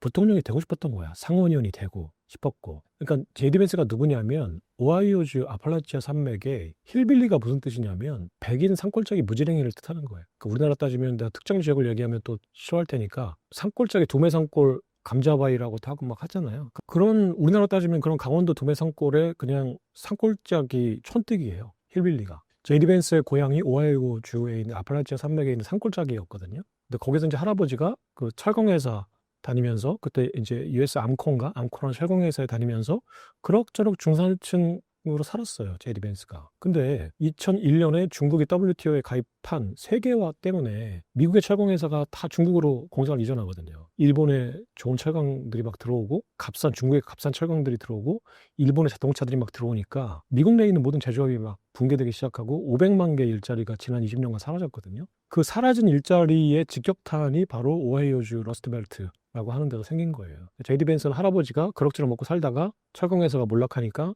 제이디 벤스 집안도 이제 몰락하게 되고 엄마가 2등 했어요. 전교 고등학교 때. 근데 엄마가 대학을 못 가요. 근데 그 엄마는 그게 할아버지 때문이라고 생각해요. 그래서 마약쟁이가 돼요. 마약 중독자가 되죠. 그 제이디 벤스는 그리고 할머니의 어떤 결단으로 엄마하고 떼나요, 할머니가. 내 딸하고 내 손자를 같이 묶어두면 이 손자도 인생을 망치겠다. 그래서 손자에게 그게 되게 멋있는 말이거든요. 성공을 선택할래? 실패를 선택할래? 하고 물어봐요. 너의 선택이다, 내 인생은. 네가 성공하려면 엄마로부터 멀어져야 된다. 그래서 제이디 벤스가 엄마를 떠나서 할머니하고 같이 살게 돼, 할아버지. 그러면서 거기서 이제 공부에 집중해서 제이디 벤스가 공부를 잘하게 돼요. 특히 수학은 거의 뭐 만점을 맞다시피 했어요. 그러면서 제이디 벤스가 오하이오 주립대를 들어가거든요. 근데 제이디 벤스가 그때 오하이오 주립대에 들어가서 알게 된 사실이 있어요. 자신은 공부를 잘했지만 아이비리그 명문대에 들어가기가 쉽지 않을 거라고 생각했어요. 왜냐면 학비가 비싸잖아요. 그래서 포기했던 거예요, 지레. 근데 내가 오하이오 주립대에 들어가서 보니까 아이비리그가 오히려 오하이오 주립대보다 훨씬 다니기가 쉬운 거야. 산골짜기 도매산골에 있었던 공부 잘하는 애들한테는. 그게 왜 그랬냐면 우리나라도 지역균형 같은 게 있잖아요. 그러니까 서울에 있는 애들 뭐 몇 퍼센트 뽑고 그다음에 뭐 지역별로 이제 몇 퍼센트 뽑잖아요. 그러니까 이 지역 균형은 이 지역에 있는 애들끼리 경쟁하면 돼요. 이게 있잖아요. 근데 미국에도 마찬가지였어요. 그런 티오들이 있었던 거예요. 오하이오 주립대학을 가는 것보다는 예일 대학이나 하버드나 스탠포드를 가는 게 자기한테 더 쉬웠어요. 그리고 장학금 제도도 많아서 오히려 예일대 다니고 스탠포드 다니고 뭐 1년에 1억 정도를 학비로 써야 된다고 생각했는데 거의 공짜로 다닐 수 있었던 거야. 아팔라치아 산맥에 사는 산골짜기 도매산골 촌뜨기로서는 여러 가지 지원하고 그 티오 균형 전형이 있었던 거예요. 그때 제이디 벤스가 머리를 탁 치게 돼요. 방법만 알면 내가 성공할 수 있는 방법이 이렇게 많은데 우리 같은 산골짜기 도매산골 촌뜨기들은 그런 방법이 있다는 것조차 몰랐다. 이게 제이디 벤스가 깨달았던 거야. 세상에는 방법이 무궁무진한데 사실은 내가 잘 몰라서 방법조차 몰랐구나 그동안. 그러니까 루저들, 하층민들의 가장 큰 맹점은 뭐냐면 방법이 없는 게 아니라 그런 방법이 있다는 사실을 몰랐다는 거예요. 그래서 얘가 거기서부터 각성을 하고 해병대를 갔다 와서 예일대를 들어가요. 예일대 로스쿨을. 그때부터 이제 탄탄대로를 달리게 된 거잖아요. 인도 출신의 변호사 와이프를 만나서 이제 결혼을 하고 이제 부통령까지 40대 부통령, 최연소 부통령까지 됐잖아요. 근데 제이디 벤스를 이제 유심히 봤던 사람이 있었어요. 제이디 벤스가 예일대 다닐 때. 정확한 연도는 기억 안 나는데 2020년 정도? 그러니까 지금 40대니까 아마 대학생이면 2020년 이제 오하이오 주립대를 나오고 들어갔으니까 20대 중반이었겠죠. 20대 중반에 예일대 로스쿨을 들어간 제이디 벤스. 머리는 좋고 똑똑한데 그동안 성공할 수 있는 방법을 몰라서 성공 가도로 못 달렸던 제이디 벤스가 비로소 예일대에 들어가면서 이제 세상에 성공할 수 있다는 방법을 내가 이제 알게 됐다. 그리고 내 능력으로 성공할 수 있다라고 하니까 엄청난 야망을 갖게 되죠. 그동안에 있었던 모든 가난, 고통 이런 것들이 나한테 왜 생겼을까도 잘 알고 이거를 극복하기 위해서 어떻게 해야 될지도 이제 알게 된 거예요. 눈뜨게 된 거예요. 그러니까 이 머리 좋은 인재가 이제부터는 성공을 하고 싶은 야망을 막 품게 되는데 그러면 조력자가 있어야 되잖아요. 나 혼자 성공할 수는 없잖아요. 그러니까 이 머리 좋은 인재한테 조력자의 손길을 내민 게 피터 틸이에요. 피터 틸은 금수저예요. 독일계인가 부잣집 이민자였는데 스탠포드 철학과하고 이제 스탠포드 법학대학원을 나왔어요. 지금은 이제 그 페이팔 창립자고 이제 팔런티어라는 AI 업체를 차린 사람이니까 대부분 공학자라고 생각하는데 사실은 철학자예요. 피터 틸이라는 사람은 굉장한 철학자입니다. 지금 현재 기술공화국으로서의 미국을 이끌고 가고 있는 철학자예요. 철학적 기반을 만들어준 정립한 사람이에요. 그러니까 피터 틸을 이해하지 못하면 네이버하고 카카오하고 삼성전자는 앞으로 생존할 수 없어요. 피터 틸이라는 사람을 이해하지 못하면. 여기 얘기가 나온 김에 지금 하정우라는 우리나라 AI 수석으로 임명된 사람이 있어요. 며칠 전에. 그 하정우라는 AI 수석이 현 정권에서 이 사람이 왜 AI 수석에 임명이 됐을까? 이 사람이 어떤 생각을 읽은 걸까? 하정우라는 사람은 서울대 컴퓨터공학과를 나와서 네이버에서 그 클로버라는 한국형 AI를 개발을 한 사람이죠. 이런 거 실무를 겸비했고, 근데 단지 그 정도의 그러니까 공학자로서의 어떤 능력이나 뭐 코딩 능력, 엔지니어링 능력만 있다면 많이 있어요. 우리나라에도 그런 사람들이. 근데 하정우가 가지고 있는 거는 피터 틸의 생각, 전 세계적인 어떤 그 엔지니어들을 지금 어떤 트렌드를 지배하는 어떤 철학, 공감하고 이해하고 있어요. 지금 하정우 AI 수석이 지금 주장하는 게 서버린 AI거든요. 국가 주권 AI예요. 그러니까 앞으로 AI라는 기술은 어떤 기술의 문제, 사업의 문제, 비즈니스의 문제가 아니라 국가 주권의 문제예요. 우리가 식민지가 되느냐? 예전에는 이제 어떤 이데올로기 때문에 줄을 섰잖아요. 우리가 민주주의적인 자본주의를 택할 거냐, 권위주의적인 자본주의를 택할 거냐 해서 이제 공산주의와 민주주의 진영이 있었죠. 이념으로 줄을 섰죠. 우리는 이제 그 민주주의적 자본주의에 줄을 섰던 거고, 북한은 이제 권위주의적 자본주의, 중국 공산당, 러시아 공산당 쪽에 줄을 섰던 거잖아요. 이게 특히나 한민족 우리들한테는 이 줄서기가 우리의 인생을 결정하는 거예요. 우리가 운이 좋아서 남한에서 태어났으니까 우리가 지금 민주주의 자본주의 국가에 살고 있는 거지. 만약에 383 이북에서 태어났으면 우리 지금 북한에서 살고 있는 거예요. 내 인생이 북한에서 사는 이제 탈북자가 됐겠죠. 굉장히 중요한 거거든요. 어디에 줄을 서느냐가. 특히 우리나라 같은 나라에서는. 근데 앞으로 줄을 서는 게 기술 이념에 따라서 줄을 서게 돼요. 기술에 따라, 기술 표준에 따라서. 그러니까 우리가 쉽게 얘기하면 우리가 오픈AI를 쓸 거냐, 딥시크를 쓸 거냐에 따라서 줄을 서는 거예요. 예전에는 공산주의냐 자본주의냐를 택하는 거에 따라서 우리가 줄을 섰지만 이제는 오픈AI 쓸래, 딥시크 쓸래에 따라서 우리가 줄을 서는 거예요. 그럼 우리의 이제 인생이 결정되는 거거든요. 앞으로는 이런 이념을 가지고 있는 게 피터 틸이에요. 그러니까 무슨 얘기냐면 결국은 기술이 체제라는 거예요. 기술이 체제라고 생각하는 거예요. 기술이 이데올로기라고 생각하는 거예요. 그래서 기술로 미국의 민주주의를 지켜야 된다고 생각하는 사람이에요. 피터 틸은. 만약에 우리가 그렇게 하지 않으면 국가주의나 어떤 애국주의를 기술하고 접목시키지 않으면 중국의 기술에 지배당하고 우리의 생활은 말살될 거다. 자본주의, 민주주의는 말살될 거다 생각하는 사람이거든요. 근데 그렇게 우리가 줄을 서야 되는 이 상황에서 그냥 우리가 단지 코딩을 잘하고 뭐 이런 게 중요한 상황이 아니라 우리는 어디에 줄을 설 거냐, 어디에 줄을 설 거냐. 우리가 기술을 리드할 수는 없잖아요. 그냥 현실적으로 솔직히 얘기하면.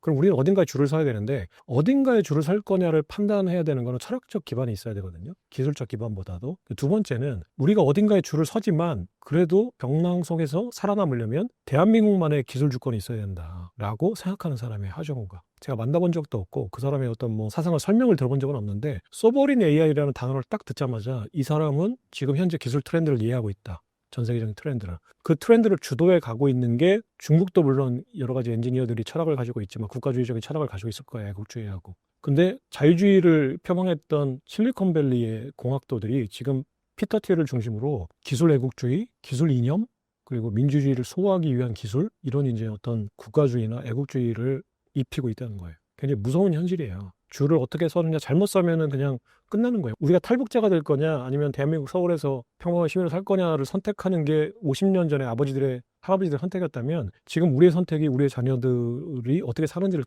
우리뿐만이 아니라 결정하는 순간인데, 서버린 AI는 그런 개념은 그런 어떤 트렌드나 현실을 인식하고 있다라고 생각이 드니까 굉장히 반가웠던 거예요. 그 하정우라는 인물이 AI 수사를 맡았다는 사실이. 그리고 그런 기용을 한 상황이 그래도 다행이다라는 생각이 드는 거예요. 자, 그러면 그 피터 틸이라는 사람이 제디 벤슨을 어떻게 만났을까라는 거예요. 피터 틸은 로스쿨을 나와서 변호사 생활을 안 했어요. 벤처 캐피탈리스트가 되거든요. 그 로스쿨을, 그 스탠포드 대학 자체가 그 실리콘밸리 있잖아요. 샌프란시스코 인근에 있어요. 그러니까 스탠포드 대학, 이제 서부에 있는 캘리포니아에서 대학을 나온 사람이죠. 그리고 이 사람은 대학 다닐 때부터 보수주의자였어요. 보통은 이제 진보주의자들이 실리콘밸리 대학에 다니고, 그때 기조나 캘리포니아 어떤 전체적인 분위기는 이제 진보 이념. 지금 캘리포니아 좀 그렇죠. 민주당 텃밭이기도 하고. 근데 그 당시부터 피터 틸은 학교 다닐 때부터 보수였어요.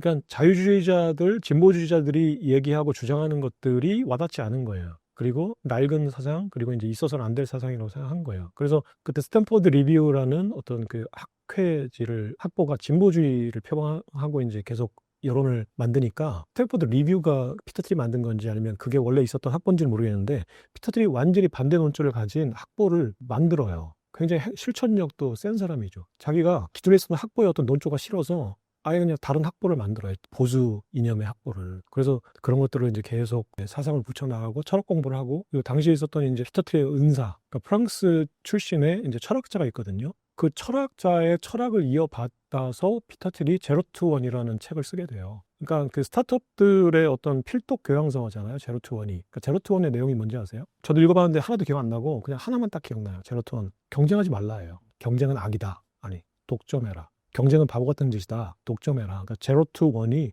책의 내용이 그거예요. 제로에서 원을 만드는 건 무지 어렵다. 근데 원에서 백을 만드는 건 쉽다는 거죠. 독점하면. 그러니까 제로에서 원까지, 하나까지 만들어 나가는 과정, 이 과정이 중요한데 그 과정의 핵심이 경쟁하지 마라. 바보 같은 짓 하지 마라. 경쟁은 악이다. 악마다. 천사는 독점이다. 라는 거예요. 지금 우리가 알고 있는 거하고 좀 반대 개념 아니에요? 일반 사람들이 알고 있는 거하고. 우리는 경쟁은 아름다운 거고, 경쟁을 통해서 자본주의가 성장하고, 그걸 통해서 이제 시장이 발전하고, 소비자들이 좋아지는 거잖아요. 또 완전히 반대 개념이죠. 근데 공급자 입장에서인 피터 트리는 자기 스승에게 독점을 바보다라는 철학을 배워요. 근데 이게 무슨 얘기냐면 스승이 피터 트리에게 가르쳐줬던 사상은 모든 인간의 갈등은 모방 심리에서 나오는 거예요. 저 사람이 예쁜 옷을 입으면 나도 그 옷을 입고 싶어. 저 사람이 의대에 가서 의사로 잘 살게 되면 나도 의대에 가고 싶어. 저 사람이 지금 케이팝 아이돌이 되면 나도 춤 배워서 노래 배워서 아이돌이 되고 싶어. 이 모방 심리가 인간의 기본적인 욕구예요. 모방이라는 거는 비슷해지는 거거든요. 이 비슷해지는 거기 때문에 경쟁을 하게 돼요. 그렇잖아요. 누군가 비슷한 상품을 나오면 내가 지금 커피숍을 하고 있는데 옆에 비슷한 커피숍이 있으면 경쟁하잖아요. 이 경쟁은 뭐냐면 어떻게 해야 돼요? 경쟁을 살아남으려면 상대방을 죽여야 돼요. 그러니까 모든 인간의 갈등의 원인은 이 모방 욕구 때문에 생기는 거예요. 인간의 기본적인 욕구인데 그 모방 욕구라는 거, 그러니까 밀러링이라는 거, 거울 심리. 거울에 비춰진 타인의 모습을 보고 내가 그걸 따라하려고 하는 거. 이것 때문에 인간 사회의 모든 갈등이 생기는 거예요. 모방하려고 하는 것 때문에. 경쟁이 생기고, 그래서 상대방을 죽여야 되고 살아남기 위해서.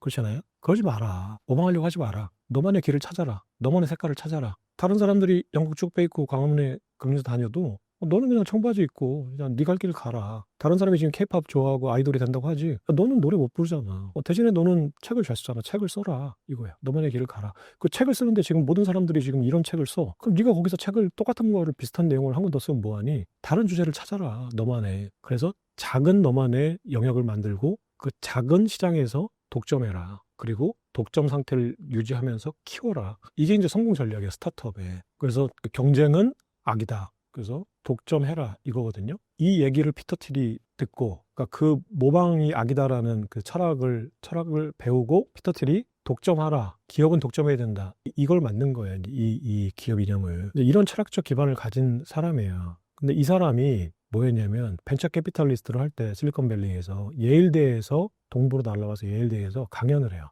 그게 뭐냐면 그때 예일대 로스쿨 학생들을 대상으로 강연하거든요. 거기에 제이디 벤스가 수강생으로 있었어요. 그때 피터 트리 왜 로스쿨 나왔다고 변호사 되고 검사 되려고 하냐고. 꼭 그러지 않으면 된다. 로스쿨 나와서 공부 열심히 해서 벤처 캐피탈리스트도 될 수 있고, 그래서 전 세계 기술에 투자해서 부자가 될 수도 있다. 어마어마한 부자가 될 수도 있다. 변호사면 뭐 어지간히 잘 먹고 잘 살지만 벤처 캐피탈리스트 되면 더 잘 먹고 잘 살 수 있다라는 얘기를 막 한 거예요. 강연을 막 한 거예요. 그때 제이디 벤스가 아까 얘기했잖아요. 내가 어떤 길로 가야 성공할지를 전혀 몰랐던 사람이 이거 아이비리그를 내가 쉽게 갈 수도 있었는데 라는 사실을 알게 됐잖아요. 내가 뭔가를 모르기 때문에 성공하지 못했다고 생각했던 사람이 내가 로스쿨 다녀서 지금 변호사가 되려고 하고 있는데 변호사보다 더 부자로 살 수 있는 방법을 피터 트리 와서 얘기를 해준 거야. 로스쿨 나왔어도 실리콘밸리에서 벤처 캐피탈리스트 될 수 있는 거야? 여기서 또 한 번 영감을 받고 제이디 벤스가 학교를 졸업하고 잠깐 변호사 생활을 해요. 그 변호사인가 국회의원 보좌관 생활을 해요.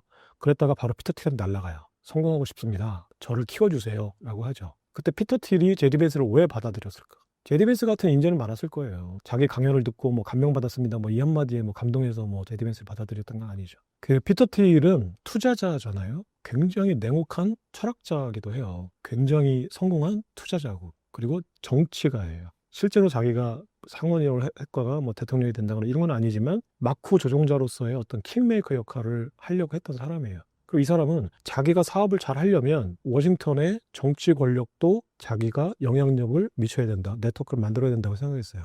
그래서 킹메이커 역할을 해야 한다라고 생각을 가졌던 사람이에요. 근데 이 사람이 제디 벤스를 딱 보는 순간 이거는 엘리트가 될 건데 반 엘리트야. 힐빌리야. 그러니까 자기가 갖고 있는 생각, 그러니까 그 피터 틸이 갖고 있는 생각을 지금 트럼프가 똑같이 갖고 있는 거거든요. 피터 틸과 그 스티브 배넌이라는 전략가가 지금 트럼프를 만든 거예요. 스티브 배넌이 직접적으로 이제 그 대한 우파라는 어떤 이념을 트럼프에게 가르쳐주고 그 이후에 계속 대한 우파로서의 어떤 사상적 기반, 어떤 철학적 기반, 그리고 법률적인 지원, 그리고 자본적인 지원을 피터 틸이 하고 있는 거거든요. 그러니까 피터 틸은 쉽게 얘기해서 아까 트럼프가 가지고 있었던 반 엘리트, 반 월가, 반 세계화, 반 자유무역이에요. 미국이 제조업을 살려서 산업자본이 지배하는 새롭게 잘 사는 국가를 만들어야 된다. 그러기 위해선 실리콘밸리 테크 기업들이 아까 얘기했지만 국가주의적인 어떤 기술 이념을 가지고 있어야 된다. 민주주의를 AI 기술로 수호해야 된다. 이런 생각을 갖고 있는 사람이거든요. 그 사람이 트럼프라는 사람을 대통령으로 만들려고 생각하고 있는데 트럼프가 금수저야. 이미지가 안 맞아. 아무리 포장을 하려고 해도 그냥 뚱뚱한 부자야. 백인 부자.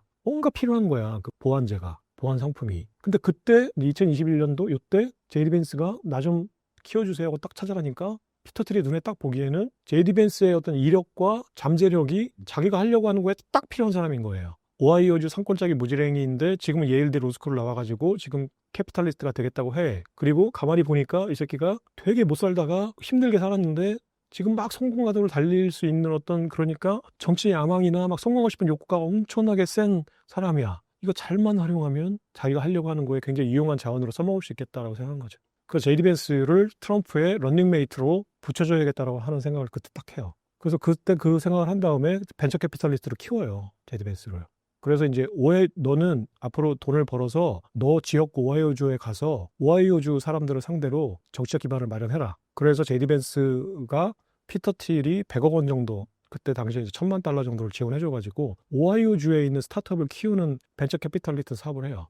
그래서 오하이오주 지역구에서 자기의 이름을 좀 날리죠. 그러면서 이제 상원의원에 출마를 하려고 해요. 상원의원에 출마하려고 보니까 공천을 받아야 돼. 그 트럼프가 지원을 해줘야 돼. 공천을 해줘야 돼. 그래서 이제 상원의원에 딱 출마를 당내 경선을 통과해야 되잖아요. 일단은 당내 경선부터 시작해서 실제로 상원의원에 출마했을 때 트럼프의 어떤 지원이 없으면 힘든 거야. 그래서 이제 피터 틸이 제이디 벤스 손을 딱 잡고서 마라라고 리조트로 2021년 3월 달에 날아가요. 날아가서 트럼프 앞에 데려다 놓고 제이디 벤스를 무릎 딱 꿇리고 죽을 죄를 졌습니다. 왜냐면 아까 제이디 벤스는 트럼프한테 미국의 히틀러라고 했잖아요. 트럼프의 기억 속에는 굉장히 안 나쁜 놈이죠. 갑자기 그런 놈이 딱 와서 기억도 선명하게 남아요. 왜냐면 수염 더부룩하게 나고 못생겼거든요. 제이디 벤스가. 그런 놈이 딱 와서 나 저기 상원의원 출마하게 좀 공천 좀 해주세요. 지원 좀 해주세요. 딱 그러니까 트럼프가 그걸 왜 해줘 자기가. 근데 그때 이제 설득을 한 거야. 당신이 대통령이 되는데 부통령으로서 딱 좋은 경력을 가지고 있다. 흑수저다. 근데 엘리트인데 반엘리트적인 사고를 가지고 있다. 그리고 할아버지가 철공회사 다니다가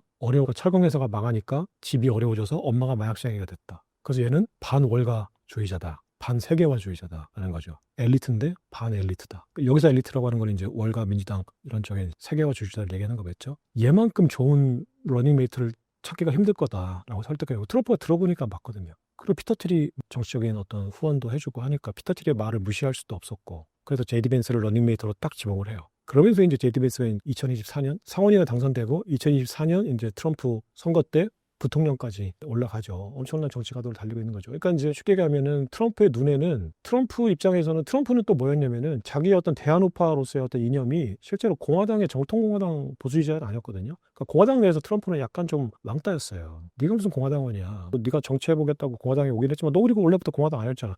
트럼프도 철새였거든요. 여기저기 당을 바꿨었어요. 공화당에 있을 때니까. 근데 네가 무슨 공화당이야. 무슨 뭐 네가 반세계와 반월가 하면서 그게 공화당이야? 뭐 하겠다는 거야 도대체. 그러니까 이제 트럼프는 약간 좀 이제 주류는 아니었거든요. 근데 트럼프가 2기 집권하면서 이제 주류에 진입을 했고 그러면 이제 완벽하게 자기 주류 세력을 만들기 위해서는 자기가 은퇴한 다음에 이제 대통령이 물러난 다음에 자기 세력이 대통령을 해야 되잖아요. 그 차기 주자로서의 제이디 벤스가 지금 포지셔닝이 돼 있는 거거든요. 그러면서 이제 제이디 벤스를 부통령으로 연결해서 제이디 벤스가 부통령이 됐잖아요. 그러니까 제이디 벤스는 피터 틸의 멘티예요. 피터 틸이 멘토고. 그러니까 제이디 벤스는 피터 틸의 말을 안 들을 수가 없는 사람이에요. 근데 이 제이디 벤스가 지금 일론 머스크와 트럼프를 중재해서 화해를 시켰다는 거예요. 이게 무슨 얘기냐?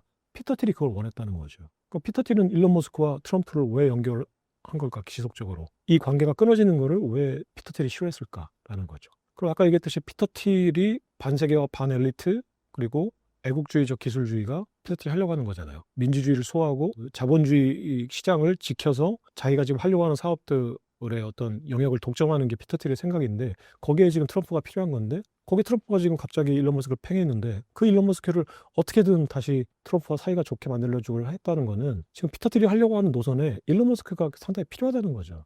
피터 틸의 입장에서도. 일론 머스크는 왜 필요할까 그러면? 일론 머스크하고 피터 틸의 관계도 있어요. 어떤 관계인지 혹시 아세요? 경쟁은 바보다라는 게 피터 틸의 생각이잖아요. 일론 머스크도 마찬가지. 일론 머스크는 모든 사업에서 자기가 독점을 해야 돼요. 지금 테슬라도 사실상 전기차 사업의 독점적인 사업자고 지금 스페이스X도 어떻게 보면 위성 발사체의 독점 사업자잖아요, 거의. 일론 머스크는 뼈를 깎는 원가 절감으로 모든 자기가 하려고 하는 사업 영역에서 독점적인 지위를 구축하려고 하는 철학을 가지고 있는 냉혹한 사업가고 피터 틸은 철학적으로 자기 스승에게 경쟁은 바보 같은 짓이다, 악이다라고 생각했던 사람이에요. 근데 이 사람들이 어디서 경쟁을 했어요? 지불 앱에서 경쟁을 했어요. 1990년대에 컴피니티라는 지불 앱이 있었고요. 엑스닷컴이라는 지불 앱이 있었죠. 피터 틸이 만든 지불 앱, 일론 머스크가 만든 지불 앱이 경쟁을 하는 거야. 사옥도 가까워. 인근에 있었어. 박 터지게 싸우는데 맨날 아침마다 보는 거야. 커피 사러 갔다가. 그러니까 스타벅스 커피 사고 있으면 옆에 머스크가 있고 옆에 피터 틸이 있는 거야. 둘이 지금 독점해야 되는데 박 터지게 싸우고 있는 거야. 둘이. 그러니까 바보 같은 짓을 맨날 얼굴 쳐다보면서 하는 거예요. 둘 사람의 생각으로는. 그럼 어떤 생각을 했을까? 둘 다 궁극적으로는 페이, 지불 앱에서 독점을 해야 된다고 생각했잖아. 근데 둘 다 너무 똑똑하니까 죽일 수가 없어. 컴피니티는 엑스닷컴을 죽일 수가 없고 엑스닷컴은 컴피니티를 죽일 수가 없는 거야. 둘 다 천재라. 그러면 이거 아무리 봐도 내가 앞으로 계속적으로 경쟁을 해야 되는 거잖아요. 그 둘이 어떤 전략적인 선택을 할까? 독점해야 되는데 계속 경쟁할 수밖에 없겠다라는 판단 내렸을 때 합병해야겠다. 이 방법밖에 없다. 그러니까 독점이 선이고 경쟁은 악이라고 생각하는 철학을 가진 두 테크 천재들이 내린 결론이 우리는 경쟁할 수밖에 없다. 절대 죽일 수가 없다.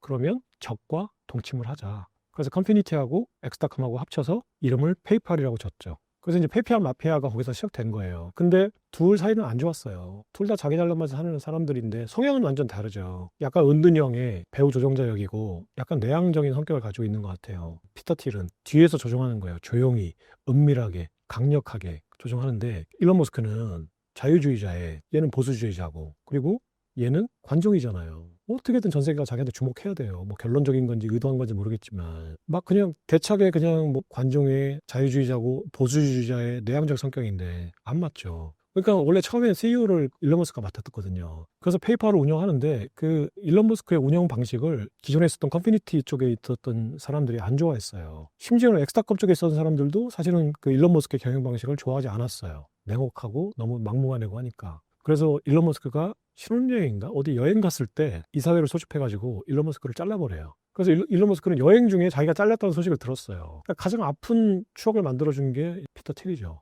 원수죠. 그러니까 철저히 원수일 수 있어요. 근데 이런 원수하고 같이 손을 잡고 계속 뭔가 해나가고 있다는 거 지금 현재 페이팔 마피아 사단으로서의 두 사람 다 대단하다고 생각해요. 뭔가 자기들이 지금 해나가기 위한 것들이 있는데 그 목표를 이루기 위해서 전략적으로 지금 동맹관계를 유지하고 있다. 이게 대단한 거잖아요. 그 인간의 어떤 감정적인 측면만 생각해서는 절대 지금 이루어질 수 없는 지금 미럴 관계거든요. 이런 사람이에요. 일론 머스크도 그렇고 피터 틸도 그렇고. 근데 그런 피터 틸의 눈에 보기에 일론 머스크가 하려고 하는 것들. 일론 머스크는 보수주의자는 아니에요. 자유주의자거든요. 전형적인 실리콘밸리 민주당 지지자였고 캘리포니아의 자유주의자 리버테리안이었어요. 근데 이런 리버테리안과 이 보수주의자가 어떻게 한 배를 타게 됐을까? 여러 가지 이유가 있는데 일론 머스크도 현재는 결과적으로 반세계화주의자, 반월가주의자, 그리고 반엘리트주의자예요. 왜 그럴까 하는 거죠. 첫 번째가 일단 민주당이 너무 많이 규제했어요. 그 EU 규제위원회가 또 너무 많이 규제했어요. 무슨 사업만 하려고 하면 반독점법으로 걸어서 과태료 물리고 무슨 사업만 하려고 하면 신분 인증 때문에 안 된다고 하고 무슨 사업만 하려고 하면 또 무슨 뭐 환경 규제로 못하게 하고 이게 EU가 그랬거든요. 근데 맨날 뚫게 맞고 과태료 받는 거야. 이제 그럼 저기 자기 나라 와서 바이든한테 지금 EU 갔더니 지금 뚫게 패더라. 좀 제발 복수 좀 해줘. 규제 좀 풀어줘. 그럼 바이든이 도와줘. 노조 없다고 보조금 안 주고 또 경제가 지금 어렵다고 발언했다고 지금 야 내가 지금 경제 지금 살려가지고 대통령 되려고 재선하려고 하는 건데 경제가 어렵다고 하니까 미국의 경제가 지금 힘들다 숫자만 좋을 뿐이지 다 지금 경제가 파탄났다 막 이런 발언을 했거든. 그러니까 일론 머스크가 너무 미운 거야. 그래서 바이든이 일론 머스크가 물론 민주당의 어떤 당론이 있기도 했지만 개인적으로도 감정이 무지 안 좋았거든요. 죽이려고 했어. 일론 머스크를. 대통령인데 미국의 대통령인데 죽이려고 작정만 하면 죽일 수 있죠. 충분히 호시탐탐 죽이려고 했어요. 그러니까 일론 머스크한테 뭐라고 했냐면은 그러니까 너 지금 뭐 달나라 가서 뭐 한다며 그러니까 행운을 빌어 달나라로 잘 가봐 달나라로 가라 막 이랬어요. 넌 달나라가 살아라. 그러니까 드림 투 더 문 행운을 빌게 뭐 이런 발언까지 했어요. 백악관 그 기자 간담회에서 노골적으로 감정을 막 드러냈어요. 일론 머스크 눈에 볼 때는 내가 민주당을 계속 지지했는데 사업을 방해하니까 죽이려고 하니까 그럼 트럼프가 좋아서가 아니라 트럼프를 지원해서 바이든을 몰아내지 않으면 내가 사업을 할 수 없는 거야. 그래서 적의 적은 나의 편이니까 트럼프를 선택한 거예요. 근데 그럴 수밖에 없는 또 여러 가지 밑바탕에 있는 근본적인 이유들이 있었죠. 트럼프의 반세계화 전략과 일론 머스크가 가지고 있는 여러 가지 사업들의 어떤 전략들이 바짝 떨어진 거예요. 자기도 모르는 사이에. 근데 또 하나가 있는데 캘리포니아 법 때문에 주법 때문에 그 아들이 딸이 됐거든요. 그 일론 머스크가 아들이 있는데 지금 그 꼬맹이 아들 말고 일본에서 모델 생활하고 있는 아들이 있어요. 지금은 딸이죠. 여자죠. 그 성전환 시술을 받았어요. 근데 그 일론 머스크는 그게 캘리포니아 주법 때문에 그랬다고 판단하는 거예요. 그게 무슨 얘기냐면 캘리포니아 주법상 18살인가 16살인가가 되면은 부모의 동의를 받지 않고도 자기의 성 정체성을 결정할 수 있어요. 그래서 부모의 동의서 없이 수술을 받을 수 있어요. 근데 그 아들이 이제 일론 머스크나 엄마의 동의 없이 그냥 수술 받아서 여자가 된 거야. 일론 머스크는 난리가 났죠. 내 아들은 죽었다 막 그랬어요. 그러니까 이제 그 아들도 아버지가 그렇게 펄쩍 뛰고 이제 자기를 인정해주지 않으니까 아버지하고 모든 법적인 생물학적인 모든 인연을 끊겠다 그러고서 이제 미국을 떠나서 일본 가가지고 지금 모델 생활하고 있거든요. 그러니까 일론 머스크의 눈에 볼 때는 캘리포니아의 이제 진보 이념이 내 아들을 죽인 거예요. 거기서부터 이제 맛이 가기 시작한 거야. DEI, 다양성, 형평성, 포용성이라는 그 진보 문화, 이념, 이거에 학을 띈 거야. 이제 막 신물이 나는 거야. 근데 캘리포니아가 세금도 많이 걷어. 세금을 많이 걷지만 그래도 자기 이념하고 맞아서 민주당 진보 이념을 맞아서 캘리포니아에 있었던 거지. 세금도 많이 걷는데 이제는 자기 이념하고도 안 맞아. 그러니까 캘리포니아에 있을 이유가 없다. 그래서 텍사스로 가겠다고 한 거예요. 텍사스는 전통적인 공화당 텃밭이죠. 법인세 싼, 세금을 덜 내는, 그리고 공화당 지지해주는 텃밭이죠. 에너지 사업 가지고 먹는 전기료가 제일 싼. 원래 텍사스가 좋아요. 일론 머스크한테는. 근데 여러 가지 이유로 캘리포니아에 있었는데 민주당 바이든 때문에 여기저기도 터지고 규제 자꾸도 터지고 자기 아들도 이제 성전환 수술하고 그걸 인정 못 하겠고 인정하면 되는 건데 인정 못 하겠고 그래서 가정은 아들을 하나 잃었고 그래서 트럼프하고 손을 잡게 되는 거죠. 민주당이 싫다. 트럼프도 민주당이 싫다. 나는 공화당이고 바이든을 몰아내야 된다. 여기서 이제 마신 거죠. 그래서 이제 트럼프랑 만나게 됐는데 일론 머스크라는 사람도 피터 틸의 눈에 볼 때는 엄청나게 유용한 전략 자산이잖아요. 제디 벤스는 앞으로 피터 틸이 실현하려고 하는 어떤 정치 이념을 트럼프가 지금 하고 있지만 트럼프는 4년 뒤면 물러날 거고 그 후속타로서의 어떤 대안으로 지금 제디 벤스를 키워주고 있는 거고 그리고 그 수장으로서의 일론 머스크가 더 이렇게 추진력 있고 똑똑한 사람이 어디 있어요. 이런 인재를 구하기도 쉽지 않잖아요. 피터 틸의 눈에 볼 때는. 피터 틸은 자기가 하고자 하는 일을 지속적으로 끌고 나가려면 일론 머스크 같은 인재들이 필요하거든요. 그러니까 일론 머스크를 포기할 수 없고 근데 어떤 요인에 의해서 지금 트럼프와 일론 머스크가 사이가 벌어졌는데 이걸 어떻게든 봉합을 시켜줘야 되잖아. 그러니까 피터 틸이 제디 벤스 멘티에게 얘기해서 제디 벤스가 중간에 나섰고 제디 벤스의 얘기를 두 사람이 듣고 받아들여서 일단 일론 머스크가 고개를 숙이는 모양새로 봉합을 시켰죠. 네. 이게 지금 하나의 간단한 단순하게 그냥 더치 수장이다. 테슬라의 인허가 문제다. 트럼프가 뭐 적정 후원금을 받았다. 이런 문제가 아니에요. 트럼프와 일론 머스크의 뒤에는 피터 틸이라는 사람이 있는 거고 자 그러면 궁금하잖아요. 이거는 그럼 마치 무슨 옛날에 얘기했던 뭐 일루미나티나 뭐 프리메이슨이나 이런 그런 음모론적인 시각으로 나오는 어떤 조종자인가? 라는 실체가 있어요 지금. 그러면 이 사람들은 조직력을 가지고 있을 거 아니에요. 그럼 이 조직이 과연 뭘까? 무엇일까? 하는 거예요.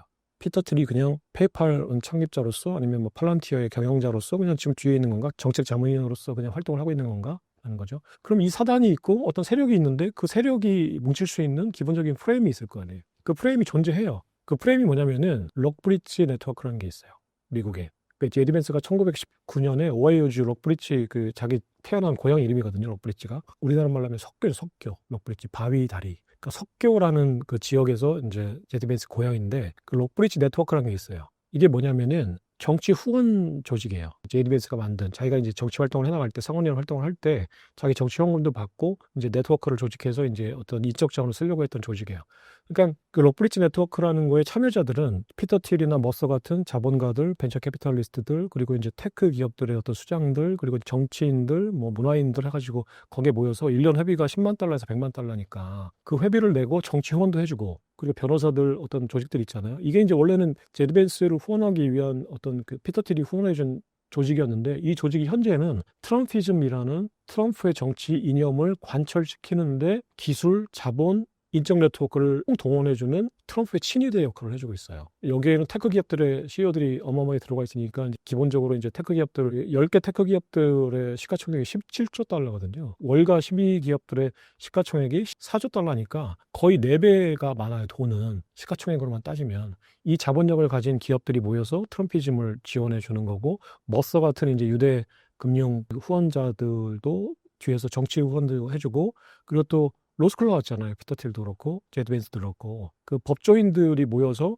또 그 문화 저항이거든요. 피터 틸이 가장 하려고 하는 게 정치는 문화를 지배하는 거예요. 피터 틸의 눈에는. 그 문화를 지배하는데 어떤 문화를 지배하는 거냐?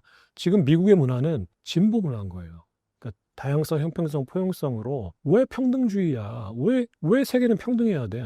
저 사람이 더 잘났으면 잘난 사람이 돈을 더 많이 벌고 더 잘 사는 게 왜 나쁜 거야? 왜 백인이 대학에 못 가고 왜 히스패닉을 받아야 돼서 왜 제디 벤스가 예일대를 못 갈 수도 있었던 거야? 이게 말이 안 되잖아. 그래서 가만히 봤더니 이 하버드 대학교의 어떤 다양성, 형평성, 포용성이나 이 진보 문화가 다 뒤에 있는 월가 자본가들이 기부금을 주고 그 문화를 이식시킨 거야. 진보 문화를. 그래야지 전 세계가 세계화되고 흑인하고 백인하고 같이 모여서 땀 흘리면서 운동도 하고 사업도 하는 거니까 세계는 평평하고 평등해야 되니까. 근데 이 진보 문화가 싫은 거야, 피터 틸은.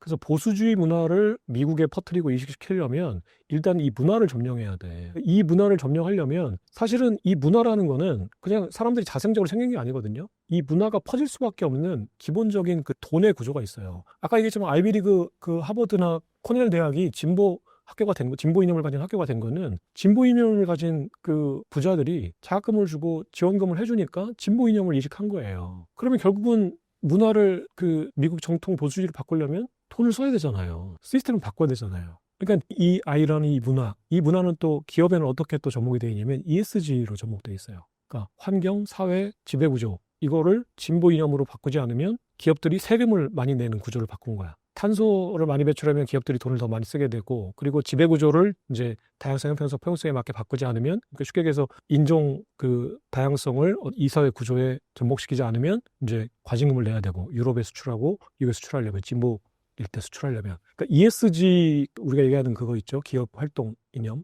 그 경영, ESG 경영 문화, DEI 학교에서는 DEI, 기업에서는 ESG. 이게 진보들이 돈을 써가지고 만들어 놓은 전 세계 문화 시스템이에요. 그러니까 반대로 보수인 피터 틸은 돈을 써서 ESG를 몰아내고 DEI를 몰아내야 되는 거야. 그러니까 반 ESG 정책을 가진 기업들, 그 이 사회의 인종 다양성을 하지 않아야 된다라고 주장하는 기업들은 소송이 걸리죠. 지금. 왜냐면 지금 ESG 기업으로 돼 있으니까 미국 사회가, 유럽 사회가 ESG 경영을 하게끔 돼 있으니까 안 그러면 과징금을 물어야 되니까 그냥 나 ESG 싫어. 우리 이 사회는 능력 위주로 뽑을 거야. 뽑다 보니까 백인이 더 많아. 아시아계가 없어 우리는. 근데 그냥 능력 테스트 해가지고 뽑은 거야 라고 하면 아니야. 10%는 아시아랑 히스패닉 써야 돼. 이렇게 하니까 안 그러면 과징금 내 이러니까 소송이 걸릴 거 아니야. 그래서 소송에 걸린 그 기업들을 법률적으로 지원해 주는 거야. 이 록브리지가. 그러니까 굉장히 치밀한 조직이죠. 그러니까 문화, 법률, 제도, 인맥, 돈, 투자, 후원 이런 걸로 트럼피즘을 지금 적극적으로 지금 뒤에서 밀어주고 있는 친위 조직이에요. 이 록브리지의 의장이 제이디 벤스고 그 뒤에 있는 마크 조종자가 피터 틸과 더라는 트럼프의 막강한 후원자야. 그 머서라는 사람 때문에 트럼프가 아까 얘기한 이스라엘 대사관을 예루살렘으로 옮기는 거거든요. 이런 사람들이 모여서 지금 트럼프를 지원해주고 있는데 트럼프가 단순하게 머스크하고 좀 감정 싸움을 했다고 머스크를 그냥 내쳐버리면 피터 틸이 좋아하지 않을 거거든. 트럼프 선택을 한 거야. 그래? 네가 사업까지 해? 나 자존심 있는데 사업까지 하는데? 굳이 내가 여기서 뭐 쟤를 그래 일단은 그냥 뭐 받아줄게 애매하게 놔두면 굳이 버릴 필요 없잖아. 지금 뭘 하겠다는 건 아니거든요. 그냥 애매하게 그냥 그래 알았어라는 정도지. 다시 도치로 복귀해라도 아니고. 네가 지금 뭐 그거 해가지고 나사 그 계약 관계 깨겠다는 거 했는데 뭐 그거 그냥 어차피 대안이 없어. 나사가 지금 스페이스X가 아니면 발사체를 그렇게 싸게 위성을 발사할 수가 없어요. 대안이 없어 트럼프도. 대안이 없는데 자기도 자존심 싸움을 하면 했는데 와가지고 고개 숙이는 모습을 보여주니까 피터 틸이 해가지고 아이 이렇게까지 하는데 형님 눈 감고 그냥 받아줘. 뭐 하라는 거 아니잖아. 그냥 받아줘. 아 그래 알았어 해놓고 지금 아무것도 안 하고 있잖아. 이 상황까지 온 거야 지금까지. 이게 이제 트럼프와 일론 머스크의 브로맨스고 트럼프와 일론 머스크의 브로맨스가 단순하게 사업을 잘하기 위해서 또는 후원금을 받기 위해서 그런 정도의 지금 인연이 아니다라는 거예요. 굉장히 뿌리 깊고 조직적인 네트워크가 얽혀 있다는 거죠.